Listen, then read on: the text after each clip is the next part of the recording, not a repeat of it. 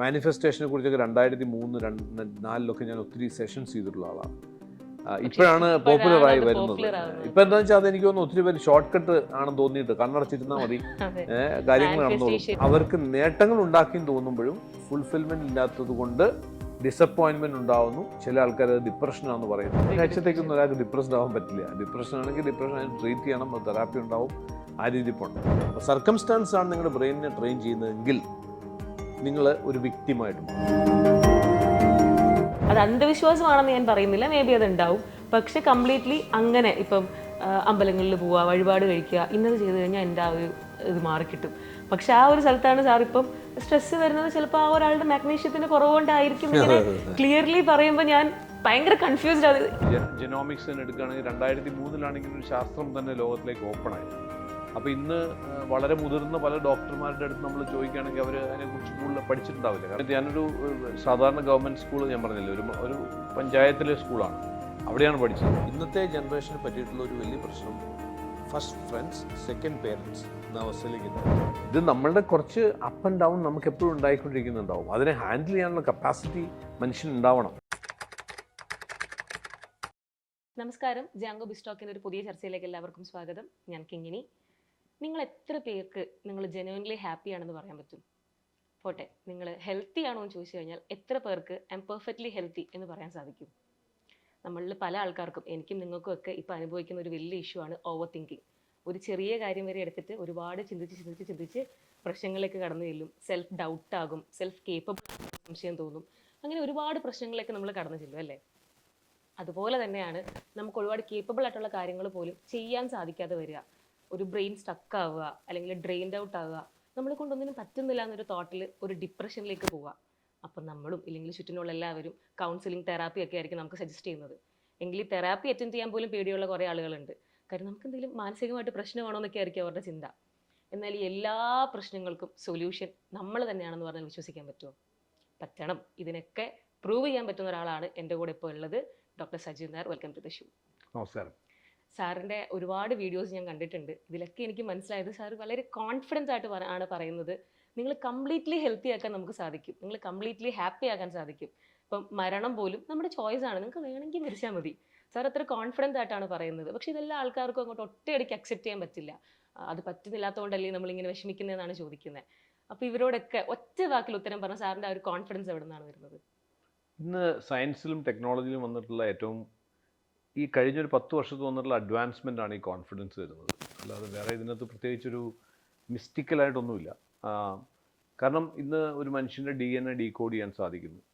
നമ്മുടെ ശരീരത്തിനുള്ളിൽ നമ്മളുടെ ഗട്ട്, നമ്മളുടെ എന്താ പറയുക, ഗട്ടുമായിട്ട് ബന്ധപ്പെട്ട കാര്യങ്ങൾ അറിയാമല്ലോ. ഡൈജഷൻ മാത്രമല്ല, അത് കഴിഞ്ഞിട്ടുള്ള അബ്സോർപ്ഷനൊക്കെ ഗട്ടാണ്. ഈ ഗട്ടാണ് ഇന്ന് നമ്മുടെ ശരീരത്തിൻ്റെ ആരോഗ്യത്തിൻ്റെ മുഴുവൻ നിർണായകമായിട്ടുള്ള റോൾ പ്ലേ ചെയ്യുന്നതാണ് പറയപ്പെടുന്നത്.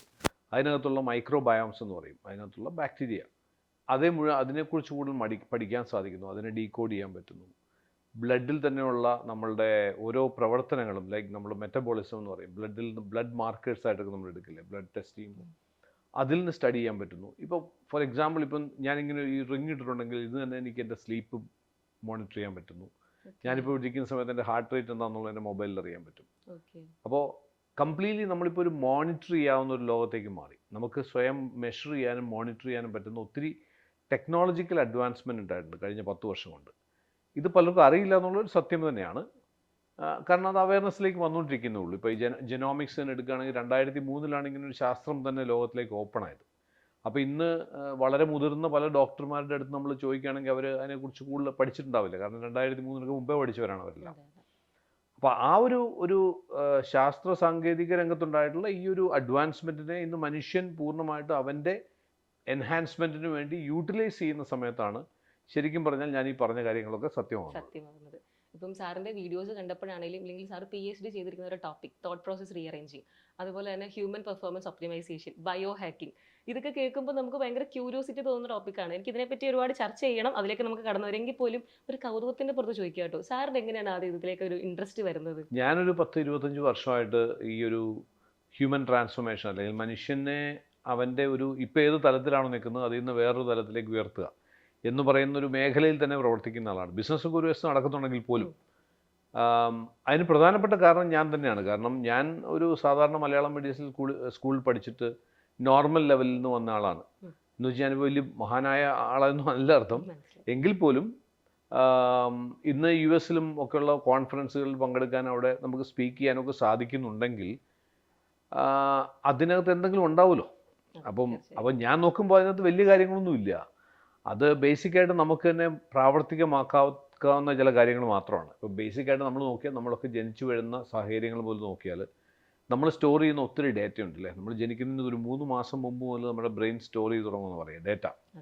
ഈ ഡേറ്റയെ ബേസ് ചെയ്തുള്ള ചിന്തകളാണ് നമ്മളൊക്കെ ഉണ്ടാകുന്നത്. ഇപ്പോൾ ഒരു മൊമെൻറ്റിൽ ഈ ഒരു സമയത്ത് കിങ്ങിണി എന്തെങ്കിലും ഒരു സിറ്റുവേഷൻ ഉണ്ടാകുന്ന സമയത്ത് ഒരു തോട്ട് ഉണ്ടാകുന്നത് അത് ഇപ്പോഴത്തെ ആ സിറ്റുവേഷനെ ബേസ് ചെയ്തല്ല. ഇതുവരെയുള്ള ഡേറ്റയെ മുഴുവൻ ബ്രെയിൻ ആ സെക്കൻഡിൽ പ്രോസസ്സ് ചെയ്തിട്ടാണ് തീരുമാനിക്കുന്നത് ഇവിടെ എന്ത് തീരുമാനം എടുക്കണം എന്നുള്ളത്. അപ്പോൾ നമ്മൾ ഇതുവരെ പ്രോസസ്സ് ചെയ്ത ഇതുവരെ സ്റ്റോർ ചെയ്ത ഡേറ്റയെ ബേസ് ചെയ്താണ് നമ്മൾ ഇപ്പോൾ എടുക്കുന്ന തീരുമാനമെങ്കിൽ ഇനി മുതൽ നമ്മൾ സ്റ്റോർ ചെയ്യുന്ന ഡേറ്റ നമ്മുടെ കൺട്രോളിലാണെന്നുണ്ടെങ്കിൽ ഒരു 3 വർഷം കഴിഞ്ഞ് നമ്മൾ എടുക്കുന്ന തീരുമാനം എങ്ങനെയായിരിക്കും? അപ്പോൾ ബേസിക്കായിട്ട് നോക്കുകയാണെങ്കിൽ ഇത്തരത്തിലുള്ള ഒരു പ്രോസസ്സിലൂടെ ഞാൻ സ്വയം കടന്നു പോയിട്ടുള്ളതുകൊണ്ടാണ് എനിക്ക് മനസ്സിലായത് ഈ പറയുന്ന കാര്യങ്ങൾ ആർക്കും പ്രാവർത്തികമാക്കാൻ പറ്റും. ഇതിന് പ്രത്യേകിച്ച് ഏത് രാജ്യത്ത് നിന്ന് വരുന്നു, ഏത് സ്ഥലത്തു നിന്ന് വരുന്നു, ഏത് വില്ലേജിൽ നിന്ന് പഠിച്ച ആളാണോ. ഞാൻ പഠിച്ചുകൊണ്ടിരുന്ന സമയത്ത് ഞാനൊരു സാധാരണ ഗവൺമെൻറ് സ്കൂൾ ഞാൻ പറഞ്ഞില്ലേ ഒരു പഞ്ചായത്തിലെ സ്കൂളാണ്, അവിടെയാണ് പഠിച്ചത്. ആ സമയത്ത് ഞാൻ ട്യൂഷനൊക്കെ പഠിക്കാൻ പോകുമ്പോൾ ഇംഗ്ലീഷ് മീഡിയത്തിൽ വരുന്ന കുട്ടികളെ കാണുമ്പോൾ നമുക്ക് അസൂയൊക്കെ തോന്നുമായിരുന്നു. അപ്പോൾ നമ്മൾ വിചാരിക്കും നമുക്കൊന്നും അവിടെ വരെ എത്താൻ പറ്റില്ല എന്ന് വിചാരിക്കും. പക്ഷേ എത്താൻ പറ്റും എന്നുള്ള ഒരു തവണ നിങ്ങൾ പ്രൂവ് ചെയ്ത് കഴിഞ്ഞാൽ പിന്നെ അത് നിങ്ങൾക്ക് കൊടുക്കുന്നത് വേറൊരു ലെവൽ ഓഫ് കോൺഫിഡൻസ് മാത്രമല്ല, നമ്മുടെ ബ്രെയിനിലേക്ക് ഒരു വളരെ ഇമ്പാക്റ്റ്ഫുൾ ആയിട്ടുള്ള ഒരു പുതിയ സ്റ്റോറേജ് കൊടുക്കുകയാണ്. അതിനെ ബേസ് ചെയ്ത് നമുക്ക് എങ്ങോട്ട് വേണമെങ്കിൽ പോകാൻ പറ്റും. ഞാൻ ആക്ച്വലി അങ്ങനത്തെ ഒരു ട്രാക്കിലൂടെ വന്ന ആളായതുകൊണ്ടാണ് എനിക്ക് തോന്നുന്നത് ഇതിനോട് ഇത്രമാത്രം പാഷൻ ഉണ്ടായത്. പിന്നെ ഞാൻ തുടക്കത്തിൽ 2000-ലൊക്കെ കൂടുതൽ മോട്ടിവേഷൻ റിലേറ്റഡ് ആയിട്ട് പ്രോഗ്രാംസ് ആയിരുന്നു ഇരുന്നത്. അപ്പോൾ നമ്മൾ വിചാരിച്ചിരുന്ന ആൾക്കാർ ഒരു പമ്പപ്പ് ചെയ്ത് കഴിഞ്ഞാൽ ആൾക്കാർക്ക് എന്ത് നേടാൻ പറ്റുമെന്നാണ്. പക്ഷേ ഒരു 2 ആഴ്ച കഴിയുമ്പോഴത്തേക്ക് നോർമലൈസ് ചെയ്തു പോകും. പിന്നെ നമ്മുടെ ജീവിതം വേറെ ചിന്തകളൊക്കെ ലൈഫ് ഹിറ്റ്സ് യു എന്ന് പറയുന്ന അവസ്ഥയാണ്. പിന്നീടാണ് ഞാൻ കുറച്ചുകൂടെ ഡീപ്പറായിട്ട് ആ ഒരു മേഖലയിലേക്ക് കടന്നതും ന്യൂറോ സയൻസുമായിട്ട് ബന്ധപ്പെട്ട് നമ്മുടെ ബ്രെയിനിൻ്റെ ഫംഗ്ഷനും ഒക്കെ ആയിട്ട് ബന്ധപ്പെട്ട കാര്യങ്ങൾ. കാരണം ഞാൻ ആ സമയത്ത് തന്നെ വെൽനസ് രംഗത്ത് ബിസിനസ്സൊക്കെ സ്റ്റാർട്ട് ചെയ്തു. അങ്ങനെ എനിക്ക് മെഡിക്കൽ ഫീൽഡുമായിട്ട് കുറച്ചൊരു കണക്ഷനൊക്കെ വന്നു. അപ്പോൾ അതുമായി ബന്ധപ്പെട്ട ചില ഡോക്ടർമാരും അതുമായിട്ട് ബന്ധപ്പെട്ട ചില സയൻറ്റിസ്റ്റുകളൊക്കെ ആയിട്ട് കണക്ട് ആകാൻ പറ്റിയപ്പോഴാണ് ഞാൻ കൂടുതലും ഈ ന്യൂറോ സയൻസ് റിലേറ്റഡ് ആയിട്ടുള്ള ആസ്പെക്ട്സിലേക്ക് മാറിയത്. അങ്ങനെയാണ് ഈ തോട്ട് പ്രോസസ് റീ എഞ്ചിനീയറിംഗ് എന്ന് പറയുന്ന റിസർച്ചും അതുമായി ബന്ധപ്പെട്ട പ്രോഗ്രാമുകളൊക്കെ ചെയ്തു തുടങ്ങിയത്. പിന്നീട് എന്തോ സ്കൂളിംഗും കോളേജും ഒക്കെ എന്തായിരുന്നു? Schooling normal schooling, college pre degree. അന്ന് നിങ്ങളുടെ പോലെ അല്ലോ, പ്രീ ഡിഗ്രി ആണ്. അത് കഴിഞ്ഞ് പിന്നെ ഈ സാധാരണ പ്രത്യേകിച്ച് ലക്ഷ്യബോധം ഇല്ലാത്ത ആൾക്കാരെ സംബന്ധിച്ചിങ്ങനെ ഒരു ഒഴുക്കുണ്ടല്ലോ, ആ ഒഴുക്കിലങ്ങ് നമ്മൾ പോയതാ. അത് BSc ചെയ്തു, MSc ചെയ്തു. അത് കഴിഞ്ഞപ്പോൾ BSc ചെയ്തപ്പോഴാണ് ആദ്യമായിട്ട് ജീവിതത്തിലൊരു വ്യത്യാസം ഉണ്ടായത്. കാരണം ആ സമയത്താണ് എൻ്റെ അച്ഛനോട് ചോദിച്ചത് നിൻ്റെ പ്ലാൻ എന്താണെന്ന്. കാരണം പോക്ക് കണ്ടപ്പോൾ ചോദിച്ചതായിരിക്കും. അപ്പം ഞാൻ പിന്നെ MSc ഓട്ടോമാറ്റിക്കായിട്ട് അഡ്മിഷൻ കിട്ടി. എനിക്ക് വലിയ ഇഷ്ടമുണ്ടായിട്ട് കിട്ടിയൊന്നുമല്ല, ആരോ ഒരാൾ വരാതിരുന്നപ്പോൾ അങ്ങനെ എന്തോ ഒരു സീറ്റ് കിട്ടിയതായിരിക്കും. അത് കഴിഞ്ഞ് MBA മാത്രമാണ് ഞാൻ ശരിക്കും എൻ്റെ ടാർഗറ്റ് ചെയ്ത് പഠിച്ചെടുത്തത്. എനിവേ, അപ്പോൾ അങ്ങനെയാണ് അത്. ഈ നേരത്തെ പറഞ്ഞതിൽ നിന്ന് കണ്ടിന്യൂഷനായിട്ട് പറയുകയാണെങ്കിൽ പിന്നീട് ഈ ബ്രെയിൻ റിലേറ്റഡ് ആയിട്ടുള്ള കാര്യങ്ങൾ കൂടുതൽ നമ്മൾ ശ്രദ്ധിച്ച സമയത്താണ് കുറച്ചുകൂടി ഡീപ്പർ ലെവലിൽ നോക്കുമ്പോൾ ബ്രെയിൻ ഒറ്റയ്ക്കല്ലോ ഫംഗ്ഷൻ ചെയ്യുന്നത്, നമ്മുടെ ബോഡി മൊത്തം അതിനെ സപ്പോർട്ട് ചെയ്യണം. അപ്പോൾ അങ്ങനെയാണ് നമ്മൾ ബോഡിയെക്കുറിച്ച് കൂടുതൽ മനസ്സിലാക്കാൻ ശ്രമിച്ചതും നമ്മുടെ ശരീരം എങ്ങനെയാണ് നമ്മുടെ ജീവിത വിജയവുമായിട്ട് കണക്ട് ചെയ്തിരിക്കുന്നതൊക്കെ മനസ്സിലാക്കി ആ ഒരു ടോട്ടൽ ഹ്യൂമൻ പെർഫോമൻസ് ഒപ്റ്റിമൈസേഷൻ എന്നൊക്കെ പറയുന്ന കോൺസെപ്റ്റിലേക്ക് എത്തുന്നത്. ഓക്കെ, ഇപ്പം സാറ് നേരത്തെ ഇപ്പം പറഞ്ഞല്ലോ, സാറ് മലയാളം മീഡിയത്തിൽ പഠിച്ചു. അത് കഴിഞ്ഞിട്ട് ഇപ്പം ലാംഗ്വേജ് ഇപ്പം ഇംഗ്ലീഷ് അറിയുന്നവരെ കാണുമ്പോൾ കൊച്ചുമ്പോൾ തോന്നുമായിരുന്നു സാറിൻ്റെ വീഡിയോസ് ഒക്കെ എടുത്തു കഴിഞ്ഞാൽ സാറിൻ്റെ ഇപ്പോഴത്തെ ലെവൽ ഓഫ് ഒരു ആക്സെൻറ്റും ലാംഗ്വേജും എന്ന് പറയുന്നത് എനിക്ക് പോലും എത്താൻ പറ്റുന്നൊന്നുമല്ല. അത്രയും അടിപൊളിയാണ് സാറ് സംസാരിക്കുന്നത്. അപ്പം നമ്മളെപ്പോഴും ഗ്രോത്ത് കാണുന്നുണ്ട്. അപ്പം ഞാൻ കൂടുതൽ ഇന്ന് ചർച്ച ചെയ്യാൻ ഉദ്ദേശിക്കുന്ന ഒരു ടോപ്പിക് എന്ന് പറയുന്നത് എല്ലാ കാര്യങ്ങളും ഭംഗിയായിട്ട് നടന്നിട്ടും ഇന്ന സെൽഫ് ഹാപ്പി ആവാത്ത കുറെ ആൾക്കാരുണ്ട്. ഇപ്പൊ നമ്മള് നേരെ തിരിച്ചാണ് കൂടുതലും ആൾക്കാർ ഡിസ്കസ് ചെയ്ത് കേട്ടിട്ടുള്ളത്, എനിക്ക് നേടാൻ സാധിക്കുന്നില്ല, ഇല്ലെങ്കിൽ എപ്പോഴും പരാജയമാണ്. ഇതിന്റെ ഒക്കെ ഓപ്പോസിറ്റ് ആയിട്ട് എല്ലാം സക്സസ്ഫുൾ ആയിട്ട് നടക്കുന്നുണ്ട്. ഇപ്പൊ ഒരു വർക്ക് ആയിക്കോട്ടെ, ബിസിനസ് ആയിക്കോട്ടെ, എല്ലാം അടിപൊളിയാണ്. ബിസിനസ്സിന്റെ ഗ്രോത്ത് ഉണ്ട്, ഇല്ലെങ്കിൽ ചെയ്യുന്ന കാര്യങ്ങളെല്ലാം ഭംഗിയാകുന്നുണ്ട്, ഫാമിലി സ്മൂത്ത് ആയിട്ടാണ് പോകുന്നത്. പക്ഷെ അവരെ ഹാപ്പി അല്ല. അവർ എൻഡ് ഓഫ് ദി ഡേ രാത്രി ഉറങ്ങാൻ പോകുമ്പോൾ ഒന്നുമല്ലാത്തൊരു ഫീലിങ്സ്, അങ്ങനെയുള്ള ഒരുപാട് ആളുകളുണ്ട്. അപ്പൊ അങ്ങനെയുള്ള ചിന്താഗതികളൊക്കെ എന്തുകൊണ്ടായിരിക്കും വരുന്നത്? ലൈക്ക് എവറിത്തിങ് അറൌണ്ട് ദം എല്ലാം ഓക്കെയാണ്, പക്ഷെ അവർ ഓക്കെ അല്ല. അപ്പൊ അങ്ങനത്തെ ഉള്ള കാര്യങ്ങൾ സംസാരിക്കാനാണ് എനിക്ക് കൂടുതലും ആഗ്രഹം. സാറിന് ഇഷ്ടം പോലെ രീതിയിൽ സാറിന്റെ വീഡിയോസ് ഞാൻ കണ്ടിട്ടുണ്ട്, പല രീതിയിൽ പല കാര്യങ്ങളെ പറ്റി സംസാരിക്കുന്നത്. അപ്പൊ ഈ ഒരു ടോപ്പിക്ക് കുറച്ചും കൂടെ എക്സ്പ്ലോർ ചെയ്താൽ കൊള്ളാൻ തോന്നി. പിന്നെ ഫസ്റ്റ് ക്വസ്റ്റ്യനും അത് തന്നെയാണ്, ലൈക്ക് എവറിത്തിങ് ഓക്കെ ആയിട്ടും ആളുകൾ ഓക്കെ ആവുന്നില്ല. പല കാര്യങ്ങൾ കൊണ്ടും അവർ അൺഹാപ്പിയാണ്. അതെന്തുകൊണ്ടായിരിക്കും? നമ്മൾ എവറിതിങ് ഓക്കെ ആണ് അല്ലെങ്കിൽ അവർ ഹാപ്പി ആണെന്നൊക്കെ നമ്മൾ കാണുന്നതാണ്. നമുക്കറിയില്ല അവർ ശരിക്കും ഹാപ്പി ആണെന്നുള്ള. ഓരോരുത്തർ ഹാപ്പിനെസ്സിൻ്റെ ഡെഫിനിഷൻ തന്നെ ഡിഫറെൻ്റ് ആണല്ലോ. അതെ. സക്സസിൻ്റെ ഡെഫിനിഷൻ ഡിഫറെൻ്റ് ആണെന്ന് പറയുന്നവരാണ്, ഹാപ്പിനെസ്സിൻ്റെ ഡെഫിനിഷനും ഡിഫറെൻ്റ് ആണ്. ഹാപ്പിനെസ് എന്ന് പറയുന്നത് ഒരു സ്റ്റേറ്റ് ഓഫ് മൈൻഡ് ആണല്ലോ, അല്ലാതെ പ്രത്യേകിച്ച് അതൊരു ആ സ്റ്റേറ്റ് ഓഫ് മൈൻഡ് അച്ചീവ് ചെയ്യാനായിട്ട് ചില ആൾക്കാർക്ക് ഒത്തിരി കാര്യങ്ങൾ വേണ്ടി വരും. ചില ആൾക്കാർക്ക് വളരെ നിസ്സാരമായിട്ടൊരു അപ്രീസിയേഷൻ കിട്ടിയാലേ അവർക്ക് ഹാപ്പി ആകാൻ പറ്റുന്ന വരും. അൾട്ടിമേറ്റ്ലി ഇവിടെ ഇഷ്യൂ ഹാപ്പിനെസ്സിനേക്കാളും കൂടുതൽ മറ്റൊരു വേർഡ് സാറിന് യൂസ് ചെയ്യുന്നൊരു വേർഡുണ്ട്, ഫുൾഫിൽമെൻറ്റ്. നമുക്ക് ആ ഫുൾഫിൽമെൻറ്റ് ഇപ്പം നമുക്ക് തന്നെ അറിയാം. അടുത്തിടയ്ക്ക് തന്നെ വലിയൊരു ബിസിനസ്സുകാരൻ, നമ്മൾ വിശ്വസിക്കുന്ന ഏറ്റവും റിച്ച് ആയിട്ടുള്ള ഏറ്റവും ഹാപ്പി ആയിട്ടുള്ള ഒരു ഫാമിലി, എന്തുകൊണ്ട് അദ്ദേഹം സൂയിസൈഡ് ചെയ്യുമെന്ന് ചോദിച്ചപ്പോൾ പലർക്കും അറിയത്തില്ല, ഇന്നും ആർക്കും അറിയില്ല. അപ്പോൾ ഇത് അങ്ങനത്തെ സ്റ്റോറികൾ നമ്മൾ പുറകോട്ട് നോക്കുകയാണെങ്കിൽ നിരവധി സ്റ്റോറീസ് ഉണ്ട്. അത്തരം സ്റ്റോറികളൊക്കെ നോക്കുകയാണെങ്കിൽ അവിടെയൊക്കെ അൾട്ടിമേറ്റ്ലി ഇവരുടെ ലൈഫിലൊരു ഫുൾഫിൽമെൻറ്റ്, അവരെന്തോ ഒരു ഫുൾഫിൽമെൻറ്റ് അവർക്ക് മിസ്സായി എന്നുള്ളതാണ്. എന്താണെന്ന് നമുക്കറിയത്തില്ല. ചില ആൾക്കാർ അത് എഴുതി വെച്ചിട്ടുണ്ടാവും, ചില ആൾക്കാർ എഴുതി വെച്ചിട്ടും ഉണ്ടാവില്ല. അപ്പോൾ ഈ ഫുൾഫിൽമെൻറ്റും സക്സസ്സുമായിട്ട് ഒത്തിരി ഡിഫറൻസ് ഉണ്ട്.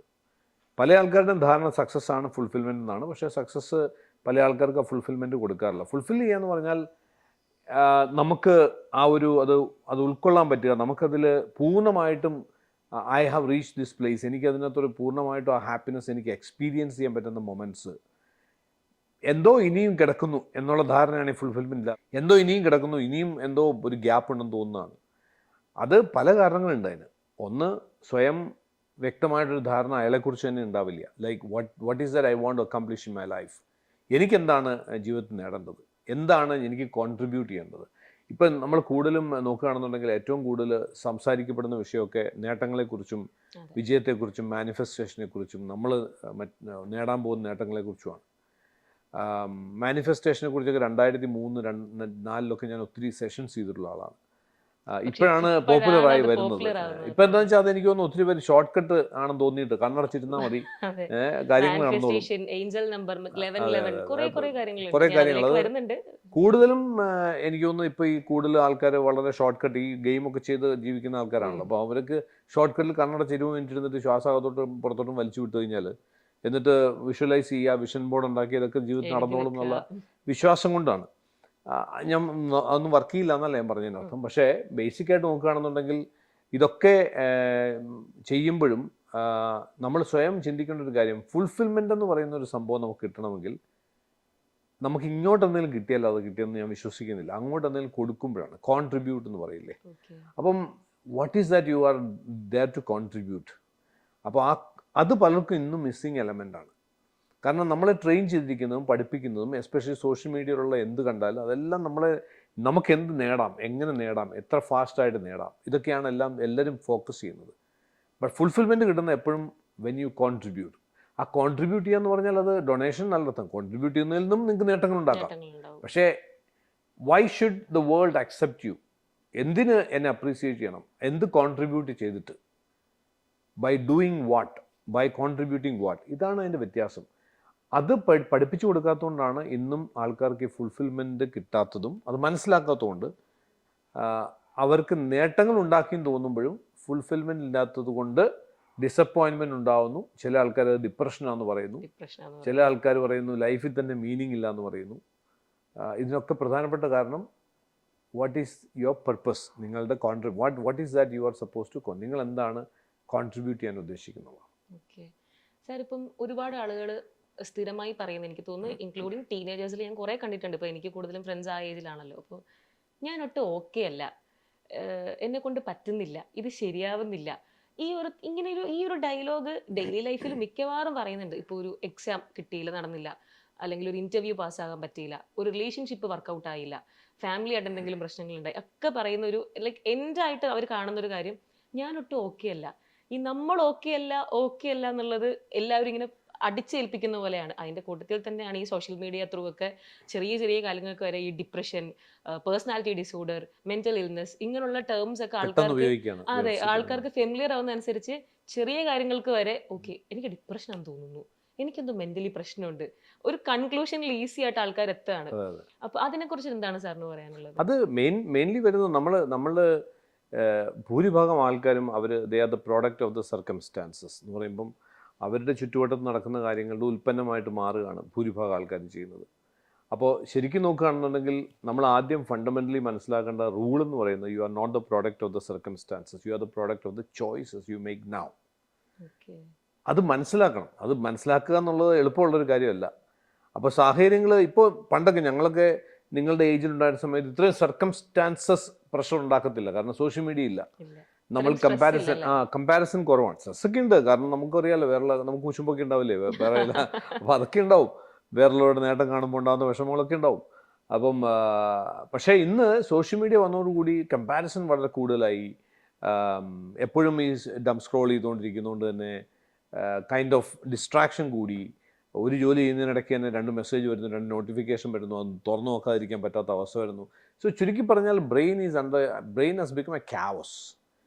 ഇന്നത്തെ ഏറ്റവും വലിയ പ്രശ്നം നിങ്ങളുടെ ജനറേഷൻ മാത്രമല്ല, ഇന്ന് എല്ലാ ആൾക്കാരും നിങ്ങളുടെ ജനറേഷൻ കുറച്ചുകൂടി ബെറ്റർ ആയിട്ട് ഹാൻഡിൽ ചെയ്യുന്ന ഞാൻ വിശ്വസിക്കുന്നു. കാരണം പഴയ ജനറേഷൻ വന്ന ആൾക്കാർ കുറച്ചുകൂടി ക്യാവസിലാണ്. ഈ ഡിസ്ട്രാക്റ്റഡ് ആയിട്ടുള്ളൊരു ബ്രെയിനിന് ഒന്നിലും ഫോക്കസ് ചെയ്യാൻ പറ്റത്തില്ല. ഇനി രണ്ടാമത്തെ കാര്യം, നമ്മളെന്താ ചെയ്തുകൊണ്ടിരിക്കുന്നത്? എവറി ഡേ നമ്മൾ നമ്മുടെ ബ്രെയിനിനെ ഡിസ്ട്രാക്ഷൻ പഠിപ്പിച്ചുകൊണ്ടേ ഇരിക്കുക. എങ്ങനെ? ഭക്ഷണം കഴിച്ചുകൊണ്ടിരിക്കുന്ന സമയത്ത് തന്നെ നമ്മൾ മൊബൈൽ നോക്കുന്നുണ്ടാവും, TV ഓൺ ആയിരിക്കും. അപ്പോൾ ശരിക്കും നമ്മൾ നന്നായിട്ട് ബ്രെയിൻ ഒരു ട്രെയിനബിൾ ഓർഗനാണ്. പല ആൾക്കാർക്കും ഇന്നും മനസ്സിലാവാത്തൊരു കാര്യം, എല്ലാവരും വിചാരിച്ചിരിക്കുന്ന മസിൽ മാത്രമേ ഉള്ളൂ ട്രെയിൻ ചെയ്യാൻ പറ്റുമെന്നാണ്. അല്ല, ബ്രെയിൻ വളരെ ശക്തമായിട്ട് ട്രെയിൻ ചെയ്യാവുന്ന ഒരു ഓർഗനാണ്. ബ്രെയിൻ ട്രെയിനബിൾ മാത്രമല്ല, ബ്രെയിൻ ട്രെയിൻ ചെയ്ത് മാത്രമേ, ഒന്നുകിൽ നിങ്ങൾ ട്രെയിൻ ചെയ്യണം അല്ലെങ്കിൽ അത് സ്വയം ട്രെയിൻഡ് ആവും. കാരണം ഈ നമ്മൾ ജനിച്ചു വീണ സമയത്ത് ഇതിനകത്തൊരു സോഫ്റ്റ്വെയറും ഇല്ല. പിന്നീട് കിട്ടിയത് മുഴുവൻ വെച്ചിട്ട് ബ്രെയിൻ സ്വയം ട്രെയിൻ ചെയ്തുകൊണ്ടിരിക്കുകയാണ്. ഒന്നുകിൽ നിങ്ങൾ ട്രെയിൻ ചെയ്യുന്നു അല്ലെങ്കിൽ വല്ലവരും ട്രെയിൻ ചെയ്യുന്നു, അങ്ങനെ പറയുന്നതാണ് കറക്റ്റ്. അപ്പോൾ സർക്കംസ്റ്റാൻസ് ആണ് നിങ്ങളുടെ ബ്രെയിനിനെ ട്രെയിൻ ചെയ്യുന്നതെങ്കിൽ നിങ്ങൾ ഒരു വിക്ടിമായിട്ട് മാറും. ഇന്ന് കാണുന്ന ഈ കിങ്ങിണി പറഞ്ഞ സിറ്റുവേഷനുള്ള കൂടുതൽ ആൾക്കാരും വിക്ടിംസാണ്. അവരുടെ തന്നെ സർക്കംസ്റ്റാൻസസിൻ്റെ വിക്ടിമായിട്ട് മാറുകയാണ്. വേറെ അവരെ ഉപദ്രവിക്കാൻ ആരും ഉണ്ടായിട്ടല്ല, അവരുടെ സർക്കംസ്റ്റാൻസ് അവർക്ക് വില്ലനായിട്ട് മാറുകയാണ്. സോ നമ്മൾ സ്വയം മനസ്സിലാക്കണം, I'm not the product of the circumstance, I'm the product of the choices I make now. ഇപ്പം നമ്മുടെ മുമ്പിൽ ഒരാൾ വന്ന് ചൂടായിട്ട് സംസാരിക്കുമ്പോൾ തിരിച്ചെങ്ങനെ സംസാരിക്കണം എന്നുള്ള ചോയ്സ് എൻ്റെ അല്ലേ,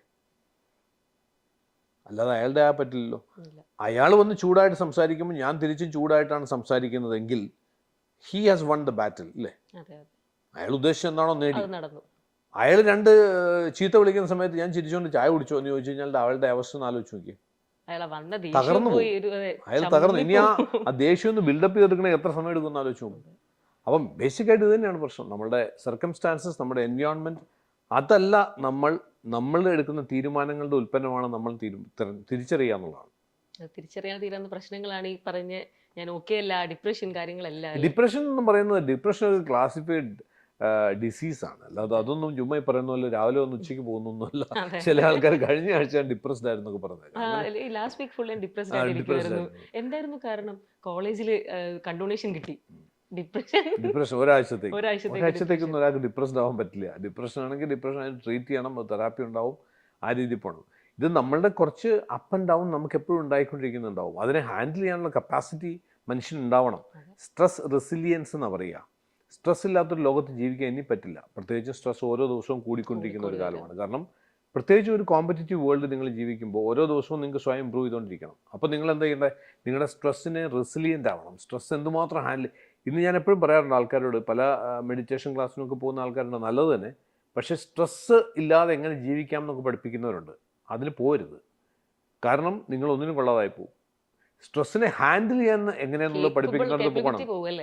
കാരണം ഞാൻ നന്നായിട്ട് സ്ട്രെസ്സ് എടുക്കുന്ന ആളാണ്. കാരണം പല കാര്യങ്ങൾ ചെയ്യുന്നുണ്ട്, പല ബിസിനസ്സുകളുണ്ട്.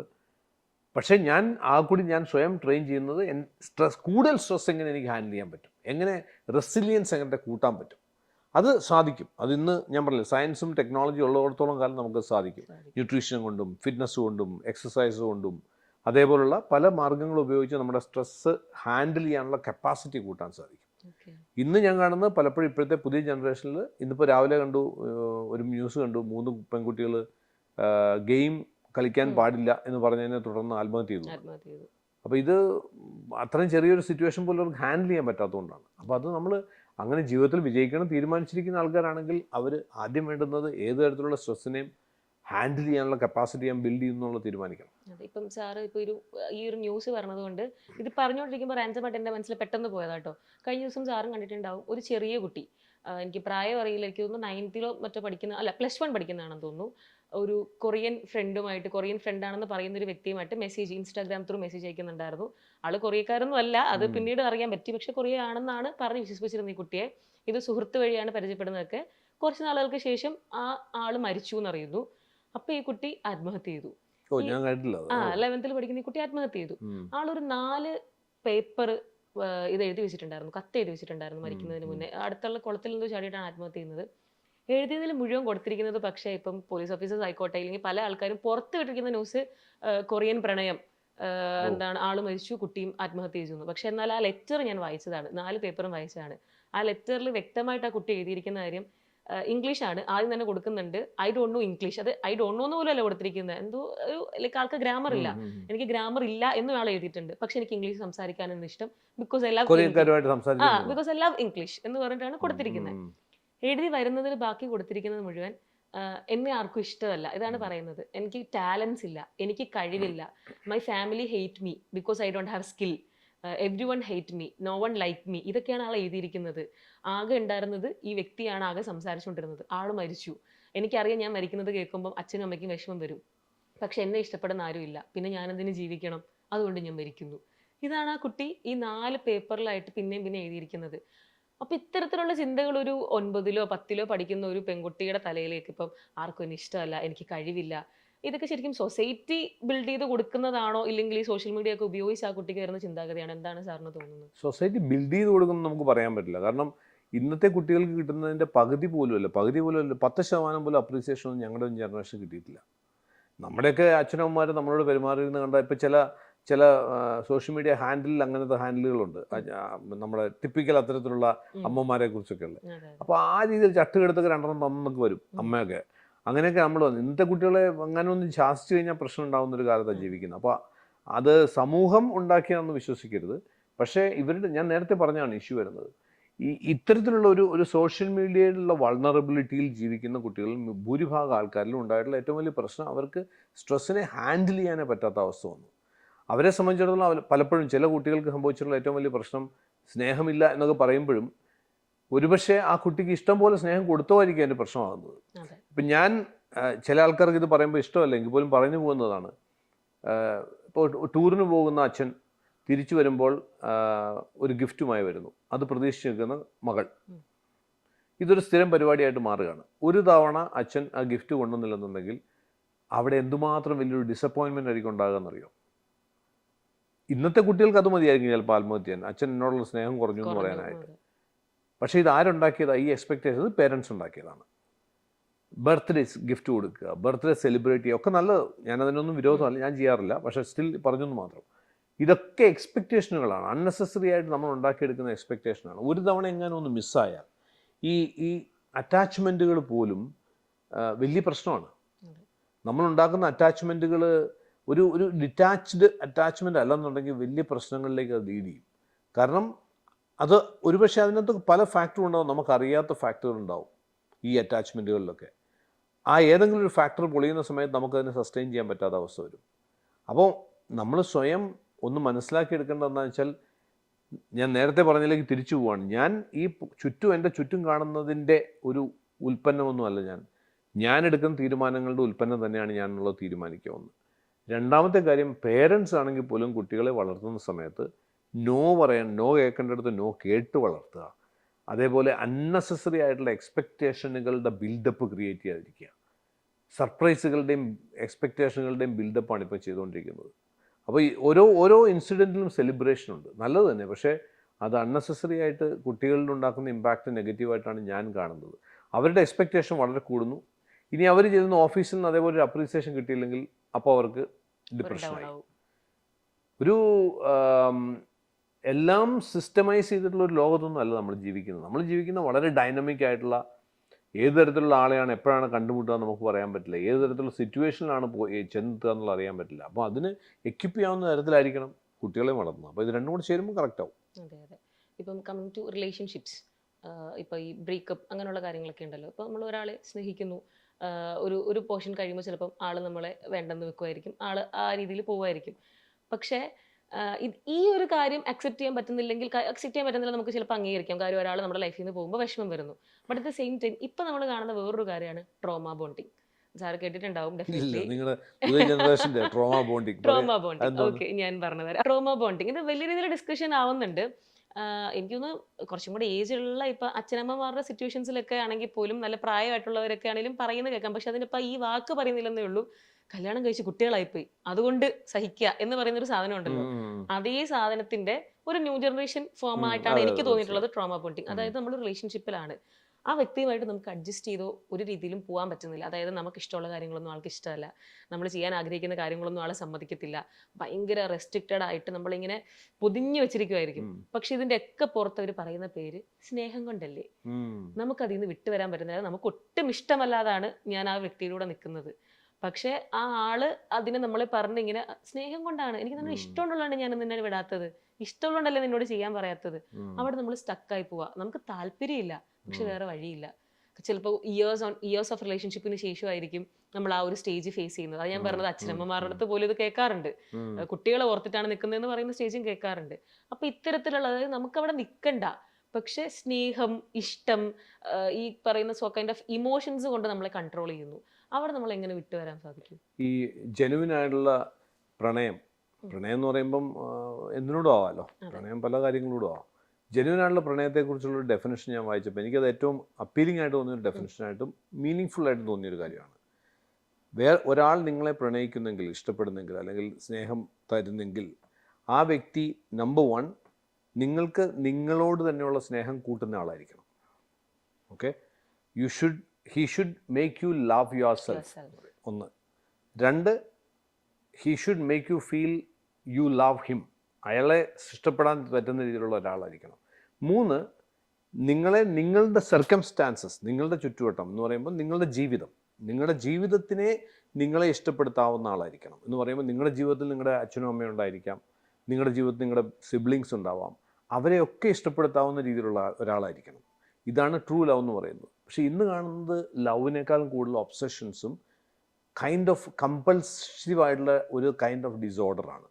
അതായത് ഞാൻ ഒരു റിലേഷൻഷിപ്പിൽ ഒരാളുമായിട്ട് വന്നു കഴിഞ്ഞാൽ ആ ആൾ പൂർണ്ണമായും എനിക്ക് വിധേയപ്പെട്ട ആളാണ് എന്നുള്ള വിശ്വാസമാണ്. അത് സ്നേഹമല്ല, അത് വെറും ഒബ്സഷനാണ്.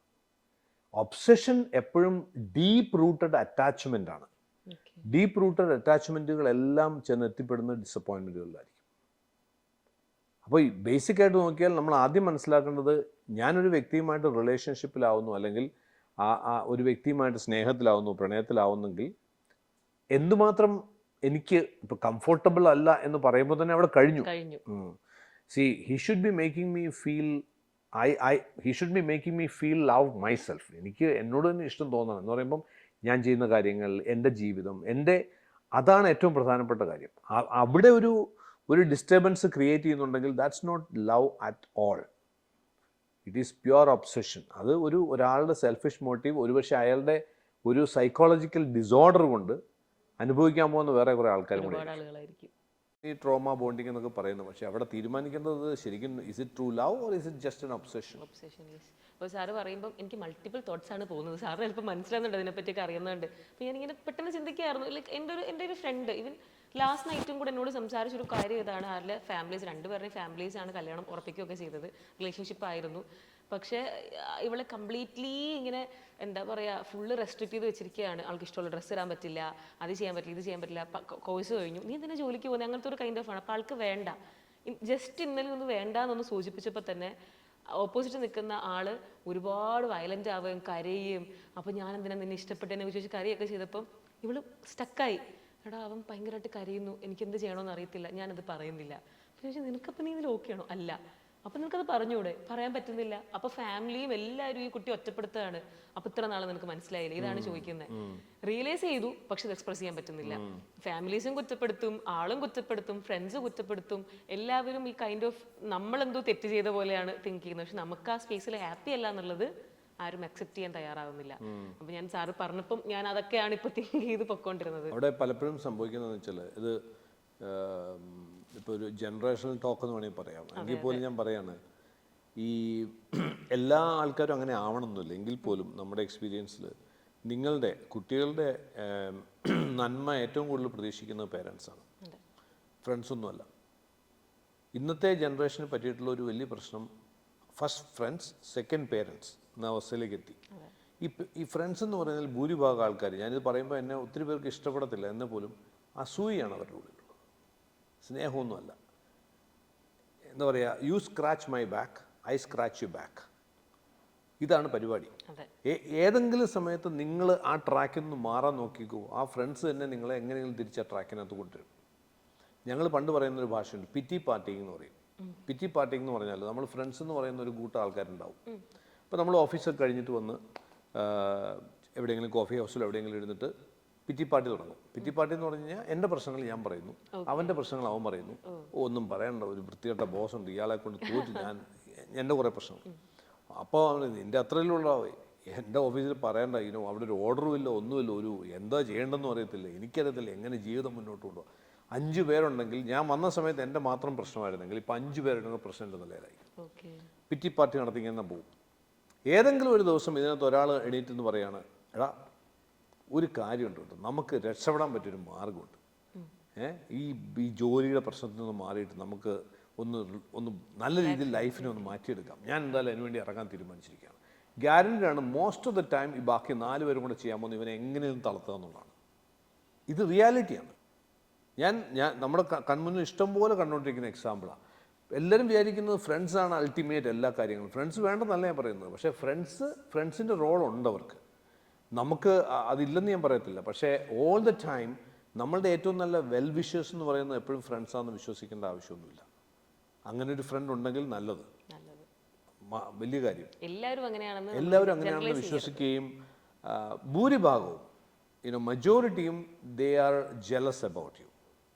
നിങ്ങൾ പ്രശ്നത്തിലാണെന്നുണ്ടെങ്കിൽ അവരെപ്പോഴും നിങ്ങളുടെ കൂടെ ഉണ്ടാവും. ഏതെങ്കിലും സമയത്ത് നിങ്ങളൊന്ന് പൊങ്ങിയിട്ട് പയ്യെ ഒന്ന് പറക്കാൻ തുടങ്ങിയാൽ അപ്പോൾ ഇവർ തന്നെ നിങ്ങൾക്കെതിരെ തിരിച്ചു പറയും. ഞാൻ അനുഭവിച്ചിട്ടുള്ള ഈ ജനറേഷൻ മാത്രമുള്ള പ്രശ്നമൊന്നുമല്ല. അപ്പോൾ സംഭവിക്കുന്നത് ഈ ജനറേഷനിൽ അത് പറ്റിയ പ്രശ്നം. പണ്ടെന്താണെന്ന് വെച്ചാൽ അത് നമ്മുടെ ബോണ്ടിങ് എപ്പോഴും ശക്തമായിട്ടുണ്ടായിരുന്ന പേരൻസിൻ്റെ അടുത്ത് തന്നെ. കാരണം നമുക്കറിയാം അൾട്ടിമേറ്റ്ലി അവരാണ് നമുക്ക് പോകാനുള്ള സ്ഥലം. എന്തെങ്കിലും ഒന്നുണ്ടായാൽ നമുക്ക് ആരുടെയെങ്കിലും തോളത്ത് തല വയ്ക്കണമെങ്കിൽ എൻ്റെ അച്ഛൻ്റെ അമ്മയുടെ അടുത്തുണ്ടെന്നുള്ളത് എനിക്ക് അറിയാമായിരുന്നു, അല്ലെങ്കിൽ അതാണെന്നുള്ളത് എനിക്കറിയാം. എൻ്റെ ഫ്രണ്ട്സ് അല്ല എന്നുള്ളത് എനിക്ക് നന്നായിട്ട് അറിയാം. നമ്മൾ സക്സസ് ആയാലും നമ്മൾ അതിൽ ജെനുവൻലി ഹാപ്പി അച്ഛനും അമ്മയും ആയിരിക്കും, ഉറപ്പല്ലേ? അതിനകത്ത് യാതൊരു സംശയമില്ല. നമുക്കൊരു പ്രശ്നം ഉണ്ടായാൽ ഏറ്റവും കൂടുതൽ പെയിൻ അനുഭവിക്കുന്ന ആരായിരിക്കും? നമ്മുടെ പേരൻസ് തന്നെയാണ്. ചില കേസുകൾ ഉണ്ടാവും കേട്ടോ, ഞാൻ ഈ പറയുന്നതിൽ വിഭിന്നമായിട്ട് വളരെ ചെറിയൊരു കേസുകൾ. അവർ ചിലപ്പോൾ എക്സ്പ്രസ് ചെയ്യാനൊന്നും പറ്റിയെന്ന് വരത്തില്ല. അവരുടെ ലവ് ഒന്നും എല്ലാ ആൾക്കാരും എക്സ്പ്രസ് ചെയ്യുന്ന ഒരേ തരത്തിലൊന്നും അല്ലല്ലോ, പലതരത്തിലായിരിക്കും. പക്ഷേ ബേസിക്കായിട്ട് പറഞ്ഞാൽ ഇതൊരു പ്രശ്നമായി മാറിയിട്ടുണ്ട്. ഈ friendship may be the first thing and then comes family relationship എന്ന് പറയുന്നത്. അതുകൊണ്ടൊക്കെ തന്നെയാണ് ഈ പ്രശ്നങ്ങളിലേക്ക് പോകുന്നത്. ഇനി പറ്റുന്ന മറ്റൊരു പ്രശ്നം എന്താ, ഇതുപോലുള്ള റിലേഷൻഷിപ്പ് ഇഷ്യൂസും അതുപോലുള്ള ഇഷ്യൂസൊക്കെ വരുന്ന സമയത്ത് അഡ്വൈസ് ചോദിക്കുന്ന ആരുടെ അടുത്താണ്? ഇതേ ഫ്രണ്ട്സിൻ്റെ അടുത്ത്.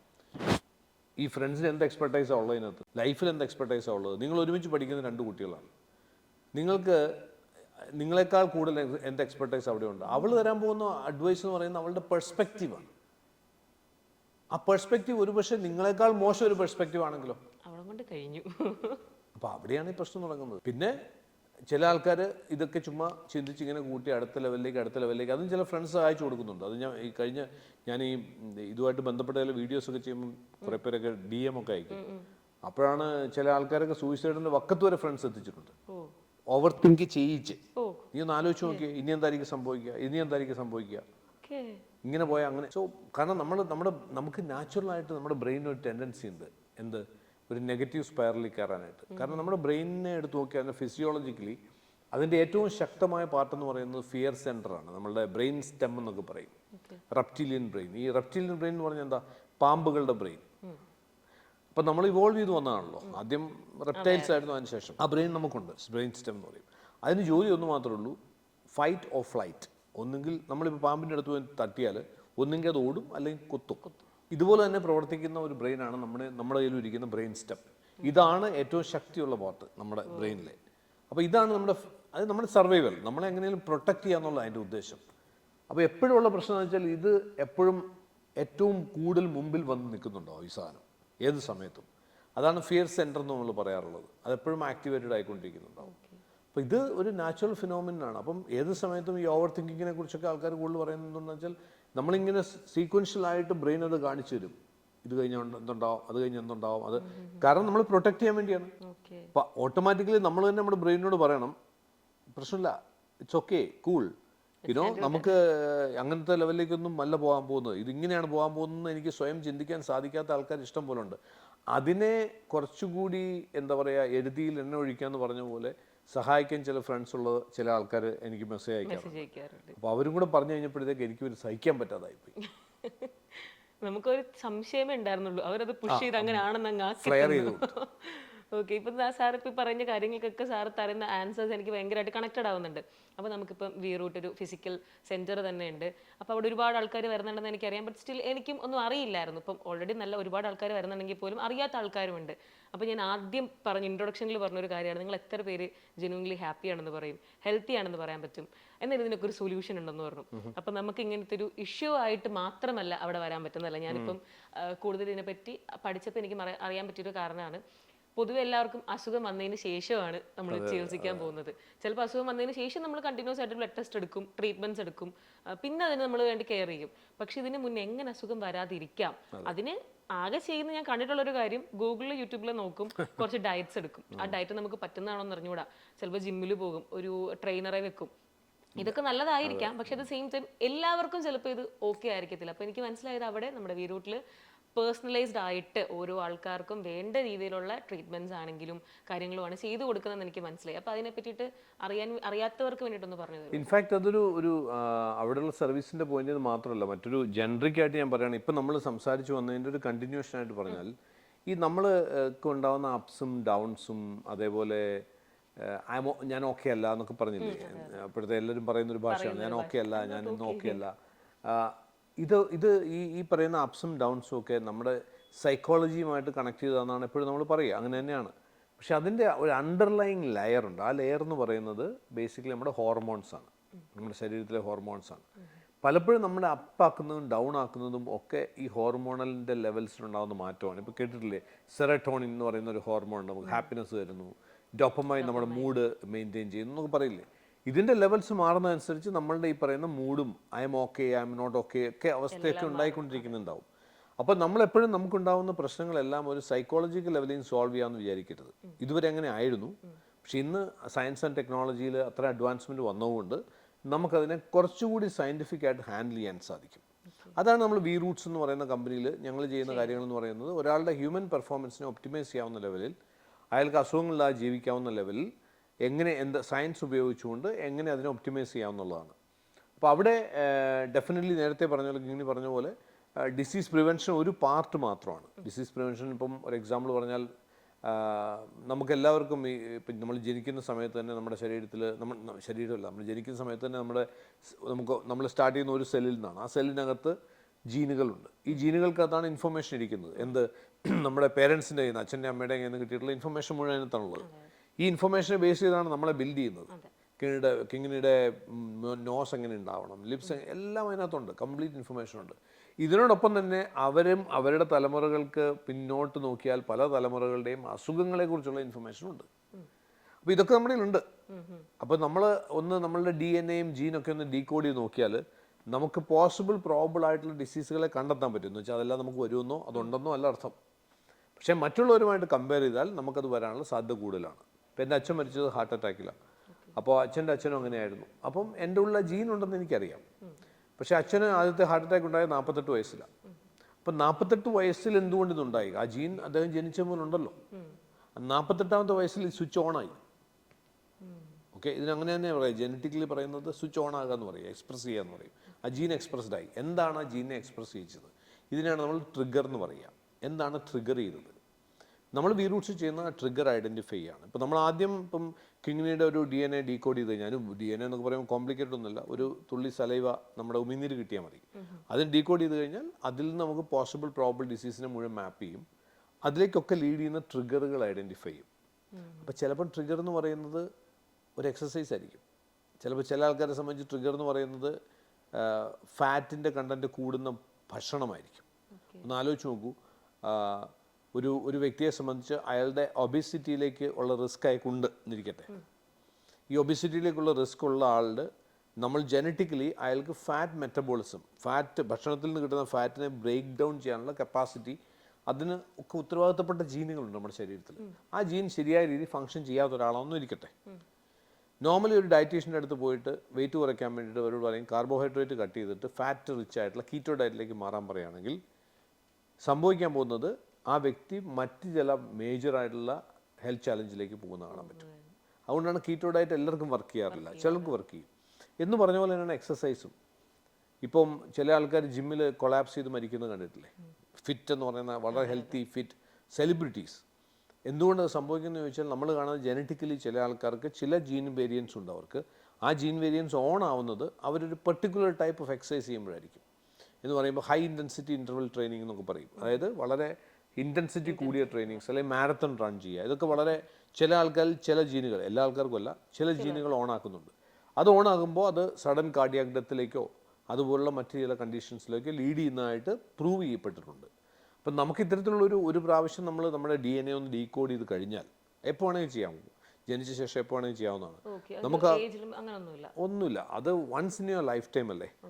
ആ സംഭവം വെച്ച് നമുക്ക് അറിയാൻ പറ്റും ഇതൊക്കെയാണ് ഈ ജീൻ വേരിയൻസ് ആണ് അതിൻ്റെ ഉള്ളത്. ഇതിനെ ഓൺ ആക്കാൻ പോകുന്ന ഘടകങ്ങൾ ഇതൊക്കെയാണ്. ഈ ഘടകങ്ങൾ എന്ന് പറയുമ്പോൾ ട്രിഗറുകൾ എന്ന് പറയുന്നത് ഭക്ഷണത്തിലാവാം, ഏതെങ്കിലും ഭക്ഷണം നമ്മൾ കഴിക്കുന്നതിലാവാം, കഴിക്കാതിരിക്കുന്നതിലാവാം, എക്സസൈസ് ചെയ്യുന്നതിലാവാം, ചെയ്യാതിരിക്കുന്നതിലാവാം, ചില മെഡിസിൻസ് ആവാം. ഇപ്പോൾ ഒരു ഉദാഹരണം പറഞ്ഞാൽ, ഞാൻ പറയുന്നത് തന്നെ ചിലപ്പോൾ ഒരു കോൺട്രവേഴ്സി ആവും. നമ്മൾ കാണുന്നതാണ്, റിപ്പോർട്ട്സ് ഉണ്ട്, ഞങ്ങളുടെ കയ്യിൽ സയൻറ്റിഫിക് എവിഡൻസ് ഉള്ളതാണ്. ചില മെഡിസിൻസ്, ഫാർമക്കോജനറ്റിക്സ് എന്ന് പറയുക, മെഡിസിനുകൾ എങ്ങനെയാണ് നമ്മളുടെ ജീനുകളുമായിട്ട് റെസ്പോണ്ട്, അല്ലെങ്കിൽ ജീനുകൾ ഈ ചില മെഡിസിനിൽ എങ്ങനെ റെസ്പോണ്ട് ചെയ്യും എന്നുള്ളത് നോക്കാൻ പറ്റും. ഇപ്പോൾ ഒരു ഉദാഹരണം പറഞ്ഞാൽ, ഈ ബ്ലഡ് തിന്നിങ്ങിന് വേണ്ടി ഒത്തിരി ആൾക്കാർ ഇന്ന് മെഡിസിൻ ഉപയോഗിക്കുന്നുണ്ട്, ഇഷ്ടംപോലെ ആൾക്കാർ ഉപയോഗിക്കുന്നുണ്ട്. കാരണം കാർഡിയോ റിലേറ്റഡ് ആയിട്ട് ഇഷ്യൂ ഉള്ള മിക്ക ആൾക്കാർക്കും ബ്ലഡ് തിന്നിങ്. ഇപ്പോൾ ക്ലോപ്പിഡോഗ്രൽ എന്ന് പറയുന്ന ഒരു പർട്ടിക്കുലർ മെഡിസിനാണ് കൂടുതലും കൊടുക്കുന്നത്. അതിൻ്റെ പല ബ്രാൻഡുകളായിരിക്കും കൊടുക്കുന്നത്. ഞങ്ങൾ കാണുന്നത് നമ്മൾ ജനറ്റിക് ടെസ്റ്റ് ചെയ്ത് കഴിഞ്ഞാൽ ഈ ക്ലോപ്പിഡോഗ്രൽ ചില ആൾക്കാരിൽ, അതായത് ചില പർട്ടിക്കുലർ ജീൻ വേരിയൻ്റ് ഉള്ള ആൾക്കാർ ക്ലോപ്പിഡോഗ്രൽ കഴിക്കുന്ന സമയത്ത് അവർക്ക് അവരുടെ കൊറോണറി ആർട്ടറി ഡിസീസിനുള്ള റിസ്ക് കൂടുന്നു. ഡോക്ടേഴ്സ് ഇപ്പോൾ കുറച്ച് ആൾക്കാരൊക്കെ അതിനെക്കുറിച്ച് അവെയർ ആവാൻ തുടങ്ങിയിട്ടുണ്ട്. പക്ഷേ ഇനി വരുന്ന ഫ്യൂച്ചർ അത് വരും. കാരണം ഫ്യൂച്ചറിൽ ഇതെല്ലാം പേഴ്സണലൈസ് ചെയ്യും. പേഴ്സണലൈസ്ഡ് മെഡിക്കേഷൻ ആവും, പേഴ്സണലൈസ്ഡ് ന്യൂട്രീഷൻ ആവും, പേഴ്സണലൈസ്ഡ് ഫിറ്റ്നസ് ആവും. നമ്മളുടെ ഉദ്ദേശം വി റൂട്ട്സ് ഞങ്ങൾ ചെയ്യുന്നത് 100% പേഴ്സണലൈസേഷനാണ്. ഈവൻ നേരത്തെ ഇനി പറഞ്ഞ സ്ട്രെസ്, ഡിപ്രഷൻ പോലുള്ള സംഭവങ്ങൾ, ഇതൊക്കെ സൈക്കോളജിക്കലായിട്ട് മാത്രമാണ് നമ്മൾ ഇത്രയും കാലം ജീവിച്ച് കരുതിയിരുന്നത്. ഇന്നതിനെ സയൻറ്റിഫിക് ആയിട്ട് നോക്കുമ്പോൾ നമ്മളുടെ ഹോർമോണൽ ലെവലിലും അതിനും ഡീപ്പറായിട്ട് നോക്കിയാൽ ഈവൻ ജനറ്റിക് ലെവലിലും നമുക്ക് ഡിഫൈൻ ചെയ്യാൻ പറ്റുന്നുണ്ട്. ഇപ്പോൾ നേരത്തെ തുടങ്ങിയ സമയത്ത് ഇങ്ങനെ പറയുന്നത് ഞാൻ ശ്രദ്ധിച്ചു. അതായത് പല ആൾക്കാരും, ബിസിനസ്സിലുള്ള ആൾക്കാർ പോലും ലോസ്റ്റ് ആവുന്ന പോലെ തോന്നുന്നു, എന്തോ ഒരു മിസ്സിങ് പോലെ തോന്നുന്നു. ഇഷ്ടംപോലെ കേസുകൾ ഞാൻ പേഴ്സണലായിട്ട് കണ്ടിട്ടുള്ളതാണ്. കാരണം എൻ്റെ ഒരു സ്ഥാപനമുണ്ട്, 2008 തുടങ്ങിയ ബ്രഹ്മ കൺസൾട്ടിങ് എന്ന് പറയുന്ന ഒരു ബിസിനസ് കൺസൾട്ടിങ് ഫേം ഉണ്ട്. അപ്പോൾ അന്ന് മുതൽ ഇന്ന് വരെ ഏകദേശം 10,000-2000 കൂടുതൽ ക്ലയൻസിനെ ബ്രഹ്മ ഹാൻഡിൽ ചെയ്തിട്ടുണ്ട്. അപ്പോൾ അവിടെ ചില ആൻറ്റർപ്രന്യൂഴ്സ്, ചില ആൾക്കാരുടെ ബിസിനസ്സൊക്കെ വളരെ ഹൈ ആയി. ഒരു കുറച്ച് ആൾക്കാരൊക്കെ എന്നെ ഇടയ്ക്ക് വിളിച്ച് സംസാരിക്കുന്നതിൽ എനിക്ക് മനസ്സിലായിട്ടുള്ളത്, ചില ആൾക്കാർക്ക് ഇൻട്രസ്റ്റ് പോയി, ബിസിനസ്സിലുള്ള ഇൻട്രസ്റ്റ് പോയി, ലൈഫിലുള്ള ഇൻട്രസ്റ്റ് പോയ ഇഷ്ടംപോലെ കേസുകളുണ്ട്. ഇവരുടെയൊക്കെ നമ്മൾ ഇതേപോലെ തന്നെ നമ്മൾ ഒരു ജീൻ മാപ്പ് ചെയ്ത് നോക്കിക്കഴിഞ്ഞാൽ പല ആൾക്കാരിൽ നമ്മൾ കണ്ടിട്ടുള്ളത് സ്ട്രെസ്, ഞാൻ നേരത്തെ പറഞ്ഞ സ്ട്രെസ് റെസിലിയൻസ് എന്ന് പറയുന്നത്, അതായത് സ്ട്രെസ്സിനെ ഹാൻഡിൽ ചെയ്യാനുള്ള കപ്പാസിറ്റി. ഈ സ്ട്രെസ് റെസിലിയൻസിനെ ലോ ആക്കാൻ പ്രാപ്തിയുള്ള ചില ജീനുകളിൽ ഇവരിലുണ്ടാവാറുണ്ട്, ചില ആൾക്കാരിലുണ്ടാവാറുണ്ട്. അപ്പോൾ ഈ ജീൻ ഓൺ ആയി കഴിഞ്ഞാൽ അന്ന് മുതൽ നിങ്ങൾക്ക് സ്ട്രെസ് ഹാൻഡിൽ ചെയ്യാൻ പ്രയാസമാവും. അത് ഡിപ്രഷനിലേക്ക് ലീഡ് ചെയ്യും.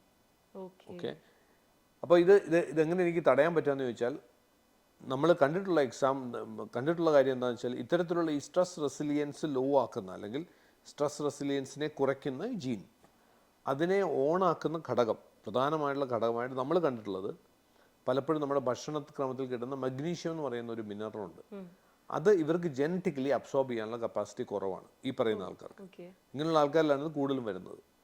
അപ്പോൾ ഇവർക്ക് മഗ്നീഷ്യം ഒന്നെങ്കിൽ സപ്ലിമെൻറ്റ് ചെയ്യുകയോ അല്ലെങ്കിൽ മഗ്നീഷ്യം വേറെ ഏതെങ്കിലും തരത്തിൽ കൂടുതൽ ക്വാണ്ടിറ്റി കൊടുക്കുകയോ ചെയ്യുമ്പോൾ ഇവർക്കിത് വ്യത്യാസം വരുന്നുണ്ടാവും. അപ്പോൾ ഇത്തരത്തിൽ നമുക്ക് ഇവൻ ഡിപ്രഷനോ ഈ പറയുന്ന ഫീലിംഗ് ലോ എന്നൊക്കെ പറയുന്ന അവസ്ഥയ്ക്ക് പോലും നമുക്ക് സയൻസിൽ നിന്ന് ആൻസർ ഉണ്ട്. നമ്മൾ ഊഹാപോഹങ്ങൾ വെച്ചൊന്നും ചെയ്യേണ്ട ആവശ്യമില്ല, മന്ത്രവാദം ഒന്നും ചെയ്യേണ്ട ആവശ്യമില്ല. ഞാൻ അതായത് ചിന്തിക്കായിരുന്നു, ഞാനിപ്പം ഈ പറഞ്ഞ ഡിപ്രഷൻ കാര്യങ്ങളൊക്കെ വരുമ്പോൾ നമ്മൾ ഈ പറഞ്ഞ പോലെ കൗൺസിലിംഗ്, തെറാപ്പീസ് ഒക്കെ അറ്റൻഡ് ചെയ്ത് അങ്ങനെ മാറ്റുന്നവരുണ്ട്. ബട്ട് ഇവിടെ നമുക്ക് വ്യക്തമായി പ്രൂവ് ചെയ്ത് ഇങ്ങനെയാണ് 100% നമുക്ക് ചെയ്യാൻ പറ്റുന്ന ഓപ്ഷൻസും ഉണ്ട്. ബട്ട് സ്റ്റിൽ കുറേ ആൾക്കാർ ഈ പറഞ്ഞ പോലെ ഒരു എന്താ പറയുക, ഡൗൺഫോൾ വന്നു, ഇവിൾ ഐ, എന്നെ ആരോ കണ്ണു വെച്ചു, അത് അന്ധവിശ്വാസമാണെന്ന് ഞാൻ പറയുന്നില്ല, മേ ബി അത് ഉണ്ടാവും. പക്ഷെ കംപ്ലീറ്റ്ലി അങ്ങനെ ഇപ്പം അമ്പലങ്ങളിൽ പോവുക, വഴിപാട് കഴിക്കുക, ഇന്നത് ചെയ്ത് കഴിഞ്ഞാൽ എൻ്റെ ആ ഒരു ഇത് മാറിക്കിട്ടും. പക്ഷെ ആ ഒരു സ്ഥലത്താണ് സാർ ഇപ്പം സ്ട്രെസ് വരുന്നത് ചിലപ്പോൾ ആ ഒരാളുടെ മാഗ്നീഷ്യത്തിന്റെ കുറവുകൊണ്ടായിരിക്കും. ഇങ്ങനെ ക്ലിയർലി പറയുമ്പോൾ ഞാൻ ഭയങ്കര കൺഫ്യൂസ്ഡ് ആണ്. ഇത് എന്താണ്, എനിക്ക് തന്നെ ഭയങ്കര നമുക്ക് അക്സെപ്റ്റ് ചെയ്യാനും ഇല്ലെങ്കിൽ നമ്മൾ അറിഞ്ഞ അറിവുകളിൽ നിന്നൊക്കെ എൻറ്റയർലി ഡിഫറെൻ്റ് ആണ്. അപ്പോൾ സാർ ഈ ഇവളെ അങ്ങനത്തെ കാര്യങ്ങളൊക്കെ സാറും കേട്ടിട്ടുണ്ടാവുമല്ലോ, കണ്ണു വെക്കുക എന്ന് പറയുന്നത്. ഇപ്പോൾ ഒരു പോസിറ്റീവ് ആയിട്ടുള്ള ഒരു കാര്യം സോഷ്യൽ മീഡിയയിൽ ഷെയർ ചെയ്ത് കഴിഞ്ഞാൽ അന്ന് വൈകുന്നേരം തന്നെ എന്തെങ്കിലും നെഗറ്റീവ് വരും എന്ന് പറയും. ഇപ്പോൾ ഒരു ഡാൻസ് കളിക്കുന്ന ഒരു കുട്ടി കലോത്സവത്തിന് പോയി കലാതിലകമായി ഇപ്പോൾ ഒരു പോസ്റ്റ് ഇട്ടു, അന്ന് വൈകുന്നേരം ആള് വയ്യാതെ ഹോസ്പിറ്റലൈസ്ഡ് ആവുന്നു. അത് കുറെ ആൾക്കാർക്ക് മനസ്സിലാവും ആ ആള് കുറെ നാളായിട്ട് പ്രാക്ടീസ് ചെയ്തത് കൊണ്ടോ ഇല്ലെങ്കിൽ അന്നായിരിക്കും മത്സരം നടന്നത്, ഒരുപാട് എഫേർട്ട് ഇട്ടത് കൊണ്ടോ ഉണ്ടായ ഒരു ഫിസിക്കൽ കണ്ടീഷൻ ആയിരിക്കും എന്ന് വിചാരിക്കാം. But at the same time പക്ഷെ നമ്മൾ കണക്ട് ചെയ്തത് ആരോ കുട്ടിയെ കണ്ണുവച്ചു, ഇല്ലെങ്കിൽ ഉഴിഞ്ഞിടുക, അങ്ങനെയൊക്കെയാണ് തിങ്ക് ചെയ്യുന്നത്. എന്ത് നെഗറ്റീവ്സ് വന്നാലും അത് അങ്ങനെയാണ് തിങ്ക് ചെയ്യുന്നത്. അപ്പൊ അങ്ങനെ സാറിൻ്റെ അടുത്ത് ആൾക്കാർ വരാറുണ്ടോ? എൻ്റെ അടുത്ത് അങ്ങനെ ആൾക്കാരൊന്നും വരാറില്ല, മെസ്സേജൊക്കെ വരാറുണ്ട്. കാരണം ഞാനങ്ങനെ പേഴ്സണൽ കൗൺസിലിംഗ് ഒന്നും ചെയ്യാറില്ലല്ലോ. ഇപ്പോൾ പറഞ്ഞ കേസ് തന്നെ എടുത്തു നോക്കുകയാണെന്നുണ്ടെങ്കിൽ അവിടെ കിങ്ങിനിൻ്റെ ആൻസർ പറഞ്ഞു. അതായത് എന്തുകൊണ്ടായിരിക്കാം അവിടെ ആൾക്ക് തളർച്ച ഉണ്ടായത് അല്ലെങ്കിൽ അയാൾ തളർന്നു തരിപ്പണമായതെന്ന് ചോദിച്ചാൽ പ്രധാനമായിട്ടും ഈ കണ്ണുവയ്ക്കൽ എന്ന് പറയുന്ന പ്രശ്നം ഉണ്ടാകുന്നത് പലപ്പോഴും നമുക്കൊരു അച്ചീവ്മെൻറ്റ് ഉണ്ടാകുമ്പോഴാണല്ലോ. അച്ചീവ്മെൻറ്റിന് ശേഷം ഉണ്ടാകുന്ന ഒരു മേ ബി പനി പിടിച്ച് കിടക്കുക, ഇൻഫെക്ഷൻ അടിക്കുക. ആ സമയത്താണ് പറഞ്ഞത് കണ്ണു വെച്ചതാ. അന്നേ ഞാൻ പറഞ്ഞത് അവള് ഡാൻസ് കളിക്കുമ്പോൾ ആൾക്കാർ മുഴുവൻ കണ്ണു വയ്ക്കുക, ആൾക്കാരെല്ലാം അവളെ കണ്ണു വയ്ക്കാതെ നോക്കിക്കൊണ്ടിരിക്കുകയായിരുന്നു. ഇവിടെ ബേസിക് ആയിട്ട് സംഭവിക്കുന്നത് വെച്ചാൽ നമുക്ക് എക്സൈറ്റിംഗ് ആയിട്ടുള്ളൊരു സിറ്റുവേഷനിലാണ് പലപ്പോഴും, അത് കഴിഞ്ഞിട്ടാണ് ഈ കണ്ണു വയ്ക്കലിൻ്റെ പ്രശ്നം ഉണ്ടാകുന്നത്. എക്സൈറ്റിംഗ്, അത് മാരേജ് ആവാം, അല്ലെങ്കിൽ ഒരു അവാർഡ് കിട്ടുന്നതായിരിക്കാം, അല്ലെങ്കിൽ നമ്മളുടെ ഏറ്റവും ഇത്രയും കാലം കാത്തിരുന്നൊരു പെർഫോമൻസ് ആയിരിക്കാം. അതിനുവേണ്ടി നമ്മുടെ ബോഡിയും നമ്മുടെ ബ്രെയിനും ഒക്കെ ഒത്തിരി വർക്ക് ചെയ്തിട്ടുണ്ട്. അപ്പം നമ്മുടെ ഹോർമോൺസൊക്കെ, അതുമായി ബന്ധപ്പെട്ട ഹോർമോൺസൊക്കെ വളരെ ഒപ്റ്റിമൽ ലെവലിലോ അല്ലെങ്കിൽ ഹൈ ലെവലിലോ നിൽക്കുന്ന ഒരു സമയമായിരിക്കും അത്. ഇപ്പോൾ ഉദാഹരണം പറഞ്ഞു കഴിഞ്ഞാൽ കോർട്ടിസോൾ എന്ന് പറയുന്നൊരു ഹോർമോൺ ഉണ്ട് നമ്മുടെ ബോഡിയിൽ, നമ്മളെ ആക്റ്റീവായിട്ട് നിർത്തുന്നതാണ്. മിക്ക ആൾക്കാരെ സ്ട്രെസ് ഹോർമോൺ എന്നാണ് വിളിക്കുക. സ്ട്രെസ് കൂടുന്ന ആൾക്കാരിലും ഇത് കൂടുതലായിരിക്കും. പക്ഷെ അത് മോശപ്പെട്ട ഹോർമോണൊന്നുമല്ല, എല്ലാം നല്ല, ദൈവം തന്നിട്ടുള്ളതൊക്കെ നല്ലതാണ്. അപ്പോൾ ഈ കോർട്ടിസോൾ ലെവൽ കുറച്ച് ഹൈ ആയിരിക്കും എപ്പോഴും ഈ പറയുന്ന നമ്മളൊരു അച്ചീവ്മെൻറ്റിന് വേണ്ടി കുതിക്കുന്ന സമയത്ത്. ഈ കോർട്ടിസോളിൻ്റെ ഒരു അഡ്വാൻറ്റേജ് എന്ന് വെച്ചാൽ ഇതിന് ആൻറ്റി ഇൻഫ്ലമേറ്ററി പ്രോപ്പർട്ടി ഉണ്ടെന്ന്. അതായത് നമ്മുടെ ശരീരത്തിലെ ഇൻഫ്ലമേഷൻ, നീർവീഴ്ച പോലുള്ള കാര്യങ്ങൾ കുറയ്ക്കും, ഇമ്മ്യൂണിറ്റി സെൽസിനെ കൂട്ടും, ഇമ്മ്യൂണിറ്റിയെ കൂട്ടും. ഈ അച്ചീവ് ചെയ്യുന്ന മൊമെൻറ്റം കഴിയുമ്പോൾ ഓട്ടോമാറ്റിക്കലി നമ്മളൊന്ന് ഇരിക്കുമല്ലോ ഒന്ന് വീട്ടിൽ. അപ്പോൾ ഈ കോർട്ടിസോളൊക്കെ ഒന്ന് നോർമലാവും. അപ്പോൾ പെട്ടെന്ന് ഇമ്മ്യൂണിറ്റി, നമ്മുടെ ഇമ്മ്യൂൺ സെൽസിന് തോന്നും അയ്യോ ഞങ്ങളുടെ സപ്പോർട്ട് കുറച്ചോ, അപ്പോൾ ഇവർ വീക്കാവും. അപ്പം പിന്നെ നമ്മുടെ ശരീരത്തിൽ ഇൻഫ്ലമേഷൻ ഉണ്ടാകുന്നു, ഇമ്മ്യൂണിറ്റിയുടെ പ്രശ്നം ഉണ്ടാകുന്നു, നമുക്ക് പിറ്റേ ദിവസം ഇൻഫെക്ഷൻ ഉണ്ടാകുന്നു. പിന്നെ അതുമാത്രമല്ല, നമ്മൾ ഈ പീക്കിലേക്ക് പോകുന്ന സമയത്ത് ഈ ഡോപ്പമൈൻ എന്ന് പറയുന്നൊരു ഹോർമോണും കൂടുമല്ലോ, അത് കഴിയുമ്പോൾ അതും താഴും. അത് താഴുമ്പോൾ നമുക്ക് ലോ ആയിട്ടും തോന്നും. അപ്പം മൊത്തത്തിൽ ലോ ആയിട്ടും തോന്നുന്നു, ഇൻഫെക്ഷനും അടിക്കുന്നു. അപ്പോൾ എല്ലാം കൂടെ നോക്കുമ്പോൾ കണ്ണ് കിട്ടിയത് തന്നെ.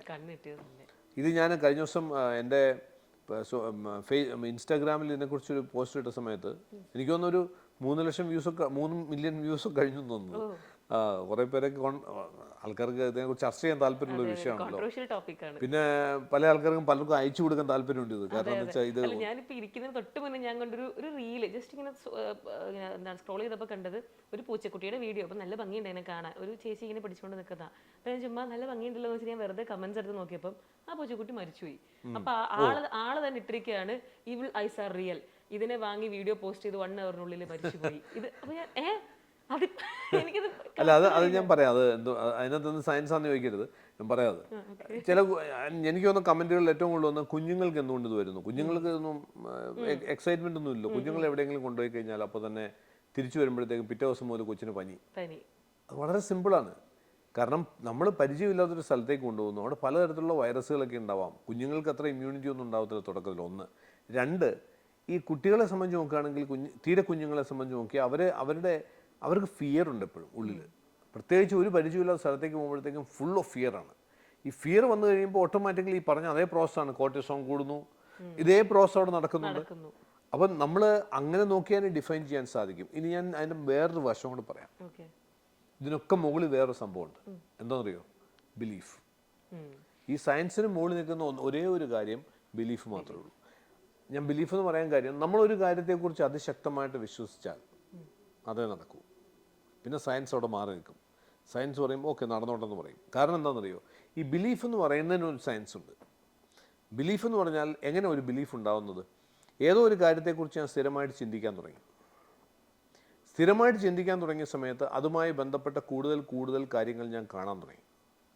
ഉദാഹരണം, ഇപ്പം നിങ്ങൾക്കറിയാവുന്ന ഒരു വ്യക്തിക്ക് ക്യാൻസർ ഉണ്ടെന്ന് അറിയുന്നു. പിന്നീട് കുറച്ച് ദിവസത്തേക്ക് ക്യാൻസറുമായി ബന്ധപ്പെട്ട കുറേ ഇൻഫർമേഷൻ നിങ്ങളുടെ മുമ്പിൽ വന്ന് പ്രത്യക്ഷപ്പെടും, ഇല്ലേ? നമ്മൾ ഒരു വണ്ടി വാങ്ങാൻ തീരുമാനിക്കുക, ഒരു സ്കൂട്ടറോ കാറോ എന്തെങ്കിലും ഒരു വണ്ടി വാങ്ങാൻ തീരുമാനിച്ചു.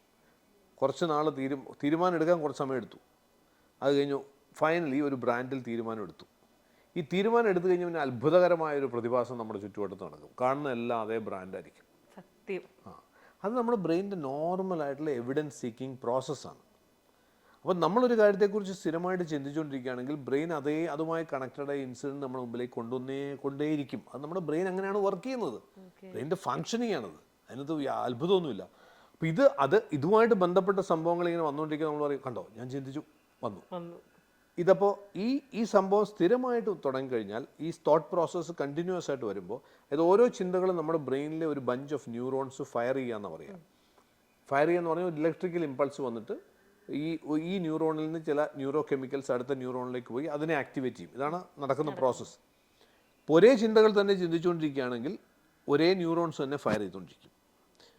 ഈ ചിന്ത സ്ഥിരം ഒരു പരിപാടിയാക്കി മാറ്റിക്കഴിഞ്ഞാൽ ബ്രെയിനിന് മനസ്സിലാവും ഈ കുട്ടിക്ക് ഇത് മാത്രമേ പരിപാടിയുള്ളൂ മനസ്സിലാക്കിയിട്ട് ഇതിനു വേണ്ടി എനർജി കളയാതിരിക്കാൻ വേണ്ടി ഇതിനെ ഒരു ഓട്ടോമാറ്റിക് മോഡിലേക്ക് മാറ്റും. അതൊരു ന്യൂറൽ പാത്വേ ആയിട്ട് മാറും. ഇതാണ് സാധാരണ നമ്മൾ ഹാബിറ്റ് എന്നൊക്കെ പറയുന്നത്. ഹാബിച്വൽ തോട്ട്സ് എന്ന് പറയും. ബിലീഫുകൾ എന്ന് പറയുന്നത് ഹാബിച്വൽ തോട്ട്സ് ആണ്. ഒരു തോട്ട്സിനെ ഹാബിറ്റാക്കി മാറ്റിയാൽ അത് ബിലീഫാവും. ബിലീഫായി കഴിഞ്ഞാൽ പിന്നെ നിങ്ങളുടെ എൻ്റയർ ബയോകെമിസ്ട്രി വർക്ക് ചെയ്യുന്ന ബിലീഫിനെ ബേസ് ചെയ്തായിരിക്കും. കാരണം നമ്മുടെ ബാക്കി എല്ലാ പ്രോസസ്സ്, നമ്മുടെ ബയോളജിക്കൽ പ്രോസസ്സിനെയും ഓവർ റൈഡ് ചെയ്യാനുള്ള കപ്പാസിറ്റി ഉള്ളൊരു ഓർഗനാണ് ബ്രെയിൻ. ബ്രെയിനിൽ അത്രയും ശക്തമായിട്ടുള്ള ഒരു ന്യൂറൽ പാത്വേ നിങ്ങൾ ഉണ്ടാക്കി വെച്ചിട്ടുണ്ടെങ്കിൽ അതനുസരിച്ച് ഉള്ള എവിഡൻസുകൾ ബ്രെയിൻ ഹാജരാക്കിക്കൊണ്ടിരിക്കും. അതനുസരിച്ചുള്ള ബയോകെമിസ്ട്രി നിങ്ങളുടെ ബോഡിയിൽ ക്രിയേറ്റ് ചെയ്തുകൊണ്ടിരിക്കും. നിങ്ങൾക്കത് എക്സ്പീരിയൻസ് ചെയ്യാനും പറ്റും. അതുകൊണ്ടാണ് പറയുന്നത് faith can move mountains. Okay, ശരിക്കും ഇതിപ്പോൾ കേട്ടപ്പോൾ ഞാൻ ഒരു സെൽഫ് റിയലൈസേഷൻ നടത്തിയിട്ട് അത് പറയുന്നത് എൻ്റെ ഒരു മണ്ടത്തരമായിരിക്കും. മണ്ടത്തരമാണെന്ന് തോന്നുന്നു. ഞാൻ ചെയ്തൊരു കാര്യം തന്നെ ഞാൻ അങ്ങ് തുറന്ന് സമ്മതിക്കുകയാണ്. ആക്ച്വലി കുറച്ച് നാൾക്ക് മുന്നെയാണ് ഞാൻ ഈ 1111 ഏഞ്ചൽ നമ്പർ ചില ആൾക്കാരുടെ സ്റ്റോറിയിലും ഇങ്ങനെ ആ ഒരു ടൈം ആകുമ്പം സ്ക്രീൻഷോട്ട് എടുത്തിട്ട് സ്റ്റാറ്റസ് ഒക്കെ ഇടും. പല സെലിബ്രിറ്റീസ്, ഇപ്പം അഹാന കൃഷ്ണ പോലെ കുറേ ആക്ട്രസിൻ്റെ ഒക്കെ അക്കൗണ്ടിൽ ഇടയ്ക്കിടയ്ക്ക് ഇത് കാണാറുണ്ട്. 1111. അപ്പം ഞാനിങ്ങനെ ഇവരത് നോക്കിയിരിക്കുവാണോ, ഇത് ഞാൻ തന്നെ ചിന്തിച്ചിട്ടുണ്ട്, ഇവരിത് ഇങ്ങനെ ഇപ്പോഴും നോക്കിയിരിക്കുന്നു, കറക്റ്റ് 11 ഇവർ അലാം വെച്ചിരുന്ന് നോക്കുമോ എന്നൊക്കെ ഞാൻ ചിന്തിക്കുമായിരുന്നു. എന്നാൽ ഒരു 1 month ബിഫോർ, എനിക്ക് ജാനുവരി ഫസ്റ്റ് വീക്ക് എനിക്കൊരു ഇൻ്റർവ്യൂ ഉണ്ടായിരുന്നു ഒരു ഗസ്റ്റുമായിട്ട്. അപ്പോൾ ആളിങ്ങനെ ഒരു ലൈഫ് കോച്ചാണ്. അപ്പോൾ ആളുടെ അടുത്ത് ഇത് ചോദിക്കാൻ വേണ്ടിയിട്ട് ഞാൻ എന്താണ് 1111 എന്നുള്ളത് ജസ്റ്റ് ഒന്ന് പഠിച്ചിട്ടുണ്ടായിരുന്നു. അതിനുശേഷം ഇന്ന് വരെ ഞാൻ എന്നും 1111 കാണും. അതായത് കറക്റ്റ് പോയിന്റിൽ ഞാൻ ഞാൻ എപ്പോൾ ഫോൺ എടുത്താലും 1111 കാണും. അപ്പം സാറി പറഞ്ഞ പോലെ ഞാൻ തന്നെ എന്നെ അങ്ങ് പറഞ്ഞ് വിശ്വസിപ്പിച്ചു. അതായത് ഞാൻ തന്നെ എന്നെ അങ്ങ് വിശ്വസിപ്പിച്ചു ഞാനത് കാണുന്നത് ഇത് ചെയ്യാൻ വേണ്ടിയിട്ടായിരിക്കും. ലാസ്റ്റ് 2 ദിവസമായിട്ട് ഞാൻ ഫോൺ എടുക്കുമ്പോൾ 1111 ഞാൻ പല വർഷം കണ്ടിട്ടുണ്ടായിരിക്കും ഇതിന് മുന്നേ. പക്ഷെ ഇപ്പോഴാണ് നോട്ട് ചെയ്യുന്നത്. കണ്ടപ്പോൾ ഞാൻ പെട്ടെന്ന് ഫോൺ മാറ്റിച്ചിട്ട് നടക്കണേ ഞാൻ തന്നെ ഞാനെന്താ ഇങ്ങനെ ഞാൻ തന്നെ അത് തിങ്ക് ചെയ്തു. പക്ഷെ ഇപ്പം ഇത് പറഞ്ഞപ്പോഴാണ് എനിക്ക് കണക്ട് ആവുന്നത്. ഞാനത് സീക്ക് ചെയ്യുന്നതാണ്, എൻ്റെ ബ്രെയിൻ അത് സീക്ക് ചെയ്യുന്നതാണെന്നുള്ളത് എനിക്ക് ഇപ്പോഴാണ് മനസ്സിലായത്. അയ്യോ, ഇത് എനിക്ക് ഭയങ്കര ഒരു ഇൻഫോർമേറ്റീവ് ആയിരുന്നു കേട്ടോ. ബേസിക്കായിട്ട് നമുക്ക് ഏറ്റവും കുറച്ച് മാത്രം അറിയാവുന്ന ഒരു ഓർഗനാണ് നമ്മുടെ ബ്രെയിൻ. നമുക്ക് അതിൻ്റെ ഫങ്ഷൻസിനെ കുറിച്ച് പോലും അറിയത്തില്ല. വളരെ ചെറുതായിട്ട് മാത്രമേ നമുക്ക് അറിയുള്ളൂ. മാജിക്കുകൾ നമ്മൾ കാണിക്കുന്നത് ഇതൊക്കെ ഈ ബ്രെയിനിൻ്റെ പവറാണ്. കാരണം നമ്മൾ ഈ പറയുന്ന മാനിഫെസ്റ്റേഷനെ കുറിച്ചൊക്കെ ആൾക്കാർ പറയുന്നുണ്ടല്ലോ. ശരിയായിട്ട് നോക്കുകയാണെങ്കിൽ ബ്രെയിനിൻ്റെ ഒരു എവിഡൻസ് സീക്കിംഗ് മെക്കാനിസമാണ് മാനിഫെസ്റ്റേഷൻ എന്ന് പറയുന്നത്. അത് ആർക്കും സാധ്യമാണ്. അതിനുവേണ്ടി വലിയ തലകുത്തി നിൽക്കേണ്ട ആവശ്യമൊന്നുമില്ല. അത് ആദ്യം മനസ്സിലാക്കേണ്ടതെന്ന് വെച്ചാൽ ഞാൻ എന്തൊന്നാണോ അതാണ് നമ്മൾ സാറിന് പറയില്ലേ, സീ ടു ബിലീവ് ഇറ്റ് മാറ്റിയിട്ട് believe it to see it എന്നാക്കാൻ പറയും. അപ്പോൾ ബിലീഫ് ഉള്ളത് എന്താണോ അതനുസരിച്ച് കണ്ടുകൊണ്ടിരിക്കും. ഇപ്പോൾ ഒരു ഉദാഹരണം പറഞ്ഞാൽ ഞാനിപ്പോൾ ചിന്തിക്കുകയാണ്, എന്നോട് ഞാൻ കുറച്ച് പേരെ ഗ്രൂപ്പായിട്ട് കോച്ചിങ് ഒക്കെ ചെയ്യാറുണ്ട്. അപ്പോൾ അങ്ങനെയുള്ളൊരു ഗ്രൂപ്പ് കോച്ചിങ് സെഷനകത്ത് ഒരാൾ ബോളിവുഡിലുള്ള ഒരു ആക്ടറാണ്. എന്ന് വെച്ചാൽ ടോപ്പ് ലെവലിലല്ല, ഒരു 3rd or 4th ലെവൽ. അപ്പോൾ അദ്ദേഹം പറഞ്ഞു, ഇൻഫാക്റ്റ് ഏറ്റവും വലിയ പ്രശ്നം എന്താണെന്ന് വെച്ചാൽ നമ്മൾ ആ ഒരു ലെവലിലേക്ക്, ബോളിവുഡിൽ ആ ഒരു ലെവലിലേക്ക് എത്തണമെന്നുണ്ടെങ്കിൽ ബോംബെ തന്നെ ഉണ്ടാവണം. കുറേ പേരുടെ സ്റ്റോറികൾ പറഞ്ഞു. അവരെല്ലാം ബോംബെ ബേസ് ചെയ്തുള്ള ആൾക്കാരാണ്. കാരണം ഇതിൻ്റെ ഇൻട്രസ്റ്റിംഗ് ആയിട്ടുള്ള സംഭവം, ഞാൻ അതിനുശേഷം ഈ ഒരു സെഷൻ വന്ന സമയത്ത് ഞാൻ ഇതിനെക്കുറിച്ച് പറഞ്ഞ ശേഷം ആൾ എന്നോട് പറഞ്ഞു ഇതൊരു വലിയ റിയലൈസേഷൻ ആയിരുന്നു. കാരണം എൻ്റെ ബ്രെയിൻ കണ്ടുപിടിക്കുന്ന എല്ലാം ആരെങ്കിലും ബോളിവുഡിൽ വിജയിച്ചിട്ടുണ്ടോ അവർ ബോംബെ എന്നുള്ളവരാണ്. പിന്നെയാണ് ഞാൻ ആലോചിച്ചത്, ശരിയാണല്ലോ, ബോംബെ അല്ലാത്ത എത്രയോ ആൾക്കാരുണ്ട്, ഇവരെന്താ ഞാൻ കാണാത്തത്? അവരെ കാണാൻ പറ്റില്ല. നമ്മളിത് മാത്രമേ നോക്കുന്നുള്ളൂ. കാരണം ഇത് നമ്മുടെ ഒരു വിശ്വാസമാണ്. അപ്പോൾ പലപ്പോഴും നമ്മുടെ ജീവിതത്തിലെ ഏറ്റവും വലിയ പ്രശ്നങ്ങൾ ഉണ്ടാക്കുന്നതൊക്കെ നമ്മുടെ ലിമിറ്റിംഗ് ബിലീഫുകളാണ്. നമ്മളെ തന്നെ ലിമിറ്റ് ചെയ്യുന്നതാണ്. ഇപ്പോൾ റൈസപ്പ് എന്ന് പറഞ്ഞാൽ ഒരു പ്രോഗ്രാം ചെയ്യാറുണ്ട്, വർഷത്തിൽ ഒരെണ്ണമൊക്കെയാണ് ചെയ്യാറുള്ളത്. വലിയ ഇവൻ്റാണ്, ഒരു എന്താ പറയുക, ഓഡിയോ വിഷ്വൽ കിനസ്തെറ്റിക് ഇവൻ്റാണ്. ഇപ്പോൾ ഏപ്രിൽ 19 വരുന്നുണ്ട്, ഈ വരുന്ന ഏപ്രിൽ 19 തൃശ്ശൂർ ഹയാത്ത് വെച്ചിട്ട് 12,000 ആൾക്കാരൊക്കെ പങ്കെടുക്കുന്ന വലിയൊരു ഇവൻ്റാണ്. അപ്പോൾ അത് അവിടെ നമ്മളിതിന് പ്രാക്ടിക്കലായിട്ട് നമ്മൾ കാണിച്ചു കൊടുക്കുന്ന സാധനങ്ങൾ ഇതൊക്കെ. ഈ അവിടെ നമ്മളൊരു എക്സസൈസ് തന്നെ ഉണ്ട്, ഈ ലിമിറ്റിംഗ് ബിലീഫുകളെ ബ്രേക്ക് ചെയ്യുന്ന എക്സസൈസസ് ഉണ്ട്. പല ആൾക്കാരും പലതരത്തിലുള്ള ലിമിറ്റിംഗ് ബിലീഫുകൾ ക്യാരി ചെയ്യുന്നുണ്ട്. നമ്മൾ ചില ആൾക്കാർ എനിക്ക് അങ്ങനെ ലിമിറ്റിംഗ് ബിലീഫൊന്നും ഇല്ല എന്ന് പറയും. അങ്ങനെ ലിമിറ്റിംഗ് ബിലീഫ് ഇല്ലായിരുന്നെങ്കിൽ നമ്മൾ എന്തും ആകാമല്ലോ. ഞാൻ ഇപ്പോൾ എൻ്റെ ജീവിതത്തിൻ്റെ ഏതെങ്കിലും തരത്തിൽ ഞാൻ നിൽക്കുന്നുണ്ടെങ്കിൽ അതിന് കാരണം എൻ്റെ കയ്യിലുള്ള കുറച്ച് ലിമിറ്റിംഗ് ബിലീഫുകൾ തന്നെയാണ്. ആ ലിമിറ്റിംഗ് ബിലീഫുകൾ പൊട്ടിച്ചു കഴിഞ്ഞാൽ ഞാൻ അടുത്ത തലങ്ങളിലേക്ക് പോകും. അവിടെ എത്തുമ്പോഴും എന്തെങ്കിലും ലിമിറ്റിംഗ് ബിലീഫ്സ് ഉണ്ടാവും. ഇപ്പം നരേന്ദ്രമോദി ഇന്ത്യൻ പ്രധാനമന്ത്രിയാണല്ലോ, അമേരിക്കൻ പ്രസിഡന്റ് ആയിട്ടില്ലല്ലോ. അല്ലെങ്കിൽ ഏറ്റവും വലിയ ആളായ, അതെന്തുകൊണ്ട് അവിടെയും ഒരു ലിമിറ്റിംഗ് ബിലീഫ് ഉണ്ട്. എന്തിനും ഒരു ലിമിറ്റിംഗ് ബിലീഫ് ഉണ്ടാവും. നമ്മൾ ആ ലിമിറ്റിംഗ് ബിലീഫുകളാണ് അത് ബ്രേക്ക് ചെയ്യുന്നതനുസരിച്ച് നമ്മൾ ഉയരുന്നത്. ഞങ്ങൾ ആ പ്രോഗ്രാമിനകത്ത് നമ്മൾ ചെയ്യുന്ന ഒരു പ്രാക്ടിക്കൽ എക്സ്പീരിയൻസിൽ അത് കഴിഞ്ഞിട്ട് എല്ലാ ആൾക്കാർക്കൊന്നുമില്ല, ഒരു 25% ആൾക്കാർക്ക് ഉണ്ടാകുന്ന ഒരു റിയലൈസേഷൻ ഉണ്ട്. അത് കഴിഞ്ഞിട്ട് അവരുടെ ലൈഫിൽ അത് റിഫ്ലക്റ്റ് ചെയ്ത് കാണാൻ പറ്റും. അപ്പോൾ ഇത് സത്യമായിട്ടുള്ളൊരു കാര്യമാണ്. ഇതിന് നമ്മളുടെ ബ്രെയിനുമായിട്ട് ബന്ധപ്പെട്ട് കിടക്കുന്നതാണ്. അതുകൊണ്ട് ഞാൻ പറഞ്ഞല്ലോ, ഈ കണ്ണ് വയ്ക്കുന്നതും ഒക്കെ അതിൻ്റെ ശാസ്ത്രം പറഞ്ഞാലും അതിനും മുകളിൽ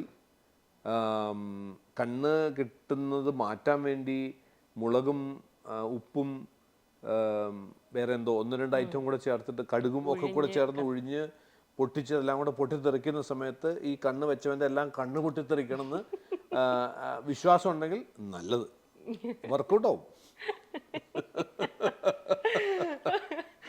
ഓക്കെ. എനിവേസ് ഞാൻ എന്താ പറയുക, എനിക്ക് ഭയങ്കര ഒരു ഇൻട്രസ്റ്റിംഗ് സെക്ഷൻ ആയിരുന്നു കേട്ടോ. എനിക്ക് സാർ ഇപ്പോൾ ഈ ഏപ്രിലിൻ്റെ ഡേറ്റിൻ്റെ കാര്യം പറഞ്ഞപ്പോൾ ഞാൻ പോയാലോ എന്ന് വരുമ്പോൾ ഞാൻ ചിന്തിച്ചു. കൊള്ളാം. ആക്ച്വലി ഞാനിപ്പം ഫസ്റ്റ് ആ ഒരു ഇൻട്രൊഡക്ഷനിൽ പറഞ്ഞ കാര്യങ്ങളോട് തന്നെ എനിക്ക് കൺക്ലൂഡ് ചെയ്യാനാണ് താല്പര്യം. ഞാൻ ആദ്യം പറഞ്ഞു തുടങ്ങുമ്പം ഞാൻ സാറിനെ കേൾക്കാൻ തുടങ്ങുന്നതേ ഉണ്ടായിരുന്നുള്ളൂ. പക്ഷേ ഓൾറെഡി വീഡിയോസൊക്കെ കണ്ട കുറച്ച് അറിവുണ്ടായിരുന്നു.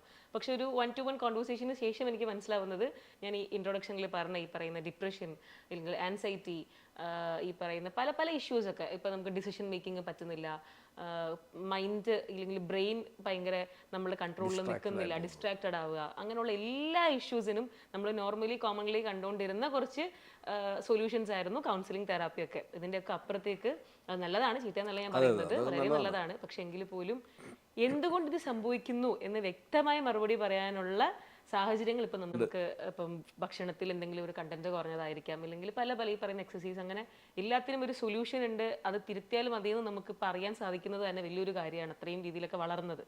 അപ്പം ഡെഫിനറ്റ്ലി എല്ലാ ആൾക്കാർക്കും എന്തെങ്കിലുമൊക്കെ ബുദ്ധിമുട്ടുകൾ ഉണ്ടാവും, അല്ലെങ്കിൽ ബുദ്ധിമുട്ടുകൾ ഇല്ലാത്തവരാണെങ്കിൽ സന്തോഷമായിട്ടിരിക്കുക. എങ്കിൽ പോലും വി റൂട്ടിൽ വന്നു കഴിഞ്ഞാൽ നമുക്ക് അതിനൊക്കെ ഒരു സൊല്യൂഷൻസ് കിട്ടുമെന്നും എനിക്കിപ്പോൾ ഇതിൽ മനസ്സിലായിട്ടുണ്ട്. എന്തായാലും വളരെ നല്ലൊരു കോൺവെർസേഷൻ ആയിരുന്നു സാർ, എനിക്ക് ഭയങ്കര ഇഷ്ടപ്പെട്ടു. സമയം ഉണ്ടായി ഞാൻ കുറച്ച് നേരം കൂടെ ഇങ്ങനെ കണ്ടിന്യൂ ചെയ്ത് പോയേനെ. പക്ഷേ എന്തായാലും ഇത് ഒരുപാട് ആൾക്കാർക്ക് നല്ല യൂസ്ഫുൾ ആവട്ടെ എന്ന് ഞാനും ജെനുവിൻലി ആഗ്രഹിക്കുന്നു. എന്തായാലും താങ്ക്സ് ഫോർ കമ്മിങ്. എനിക്കും വളരെ ഇഷ്ടമായി. കാരണം ഒരു ജനറേഷൻ, ഞാൻ നേരത്തെ പറഞ്ഞൊരു ഇന്റർ ജനറേഷണൽ ടോക്ക് പോലെ ആയത് വളരെ ഞാൻ സാറിന്റെ പല ഇന്റർവ്യൂസും കണ്ടപ്പോഴാണെങ്കിലും ഞാൻ ഓക്കെ കൊള്ളാം, ഇതൊക്കെ എനിക്ക് നമുക്ക് കേൾക്കുന്നുണ്ട്. ബിസിനസ് പരമായ കാര്യങ്ങളും ഫിനാൻഷ്യലുള്ള കാര്യങ്ങൾ കേൾക്കുന്നുണ്ടെങ്കിൽ പോലും ഈ ഞാൻ സംസാരിക്കാൻ ആഗ്രഹിച്ച ചോദ്യങ്ങൾക്ക് എന്തായിരിക്കും മറുപടി എന്ന് അറിയാൻ എനിക്കൊരു ക്യൂരിയോസിറ്റി ഉണ്ടായിരുന്നു. അപ്പോൾ എനിക്കത് വ്യക്തമായിട്ടുള്ള മറുപടി കിട്ടി. അപ്പോൾ എന്തായാലും താങ്ക് യു സാർ.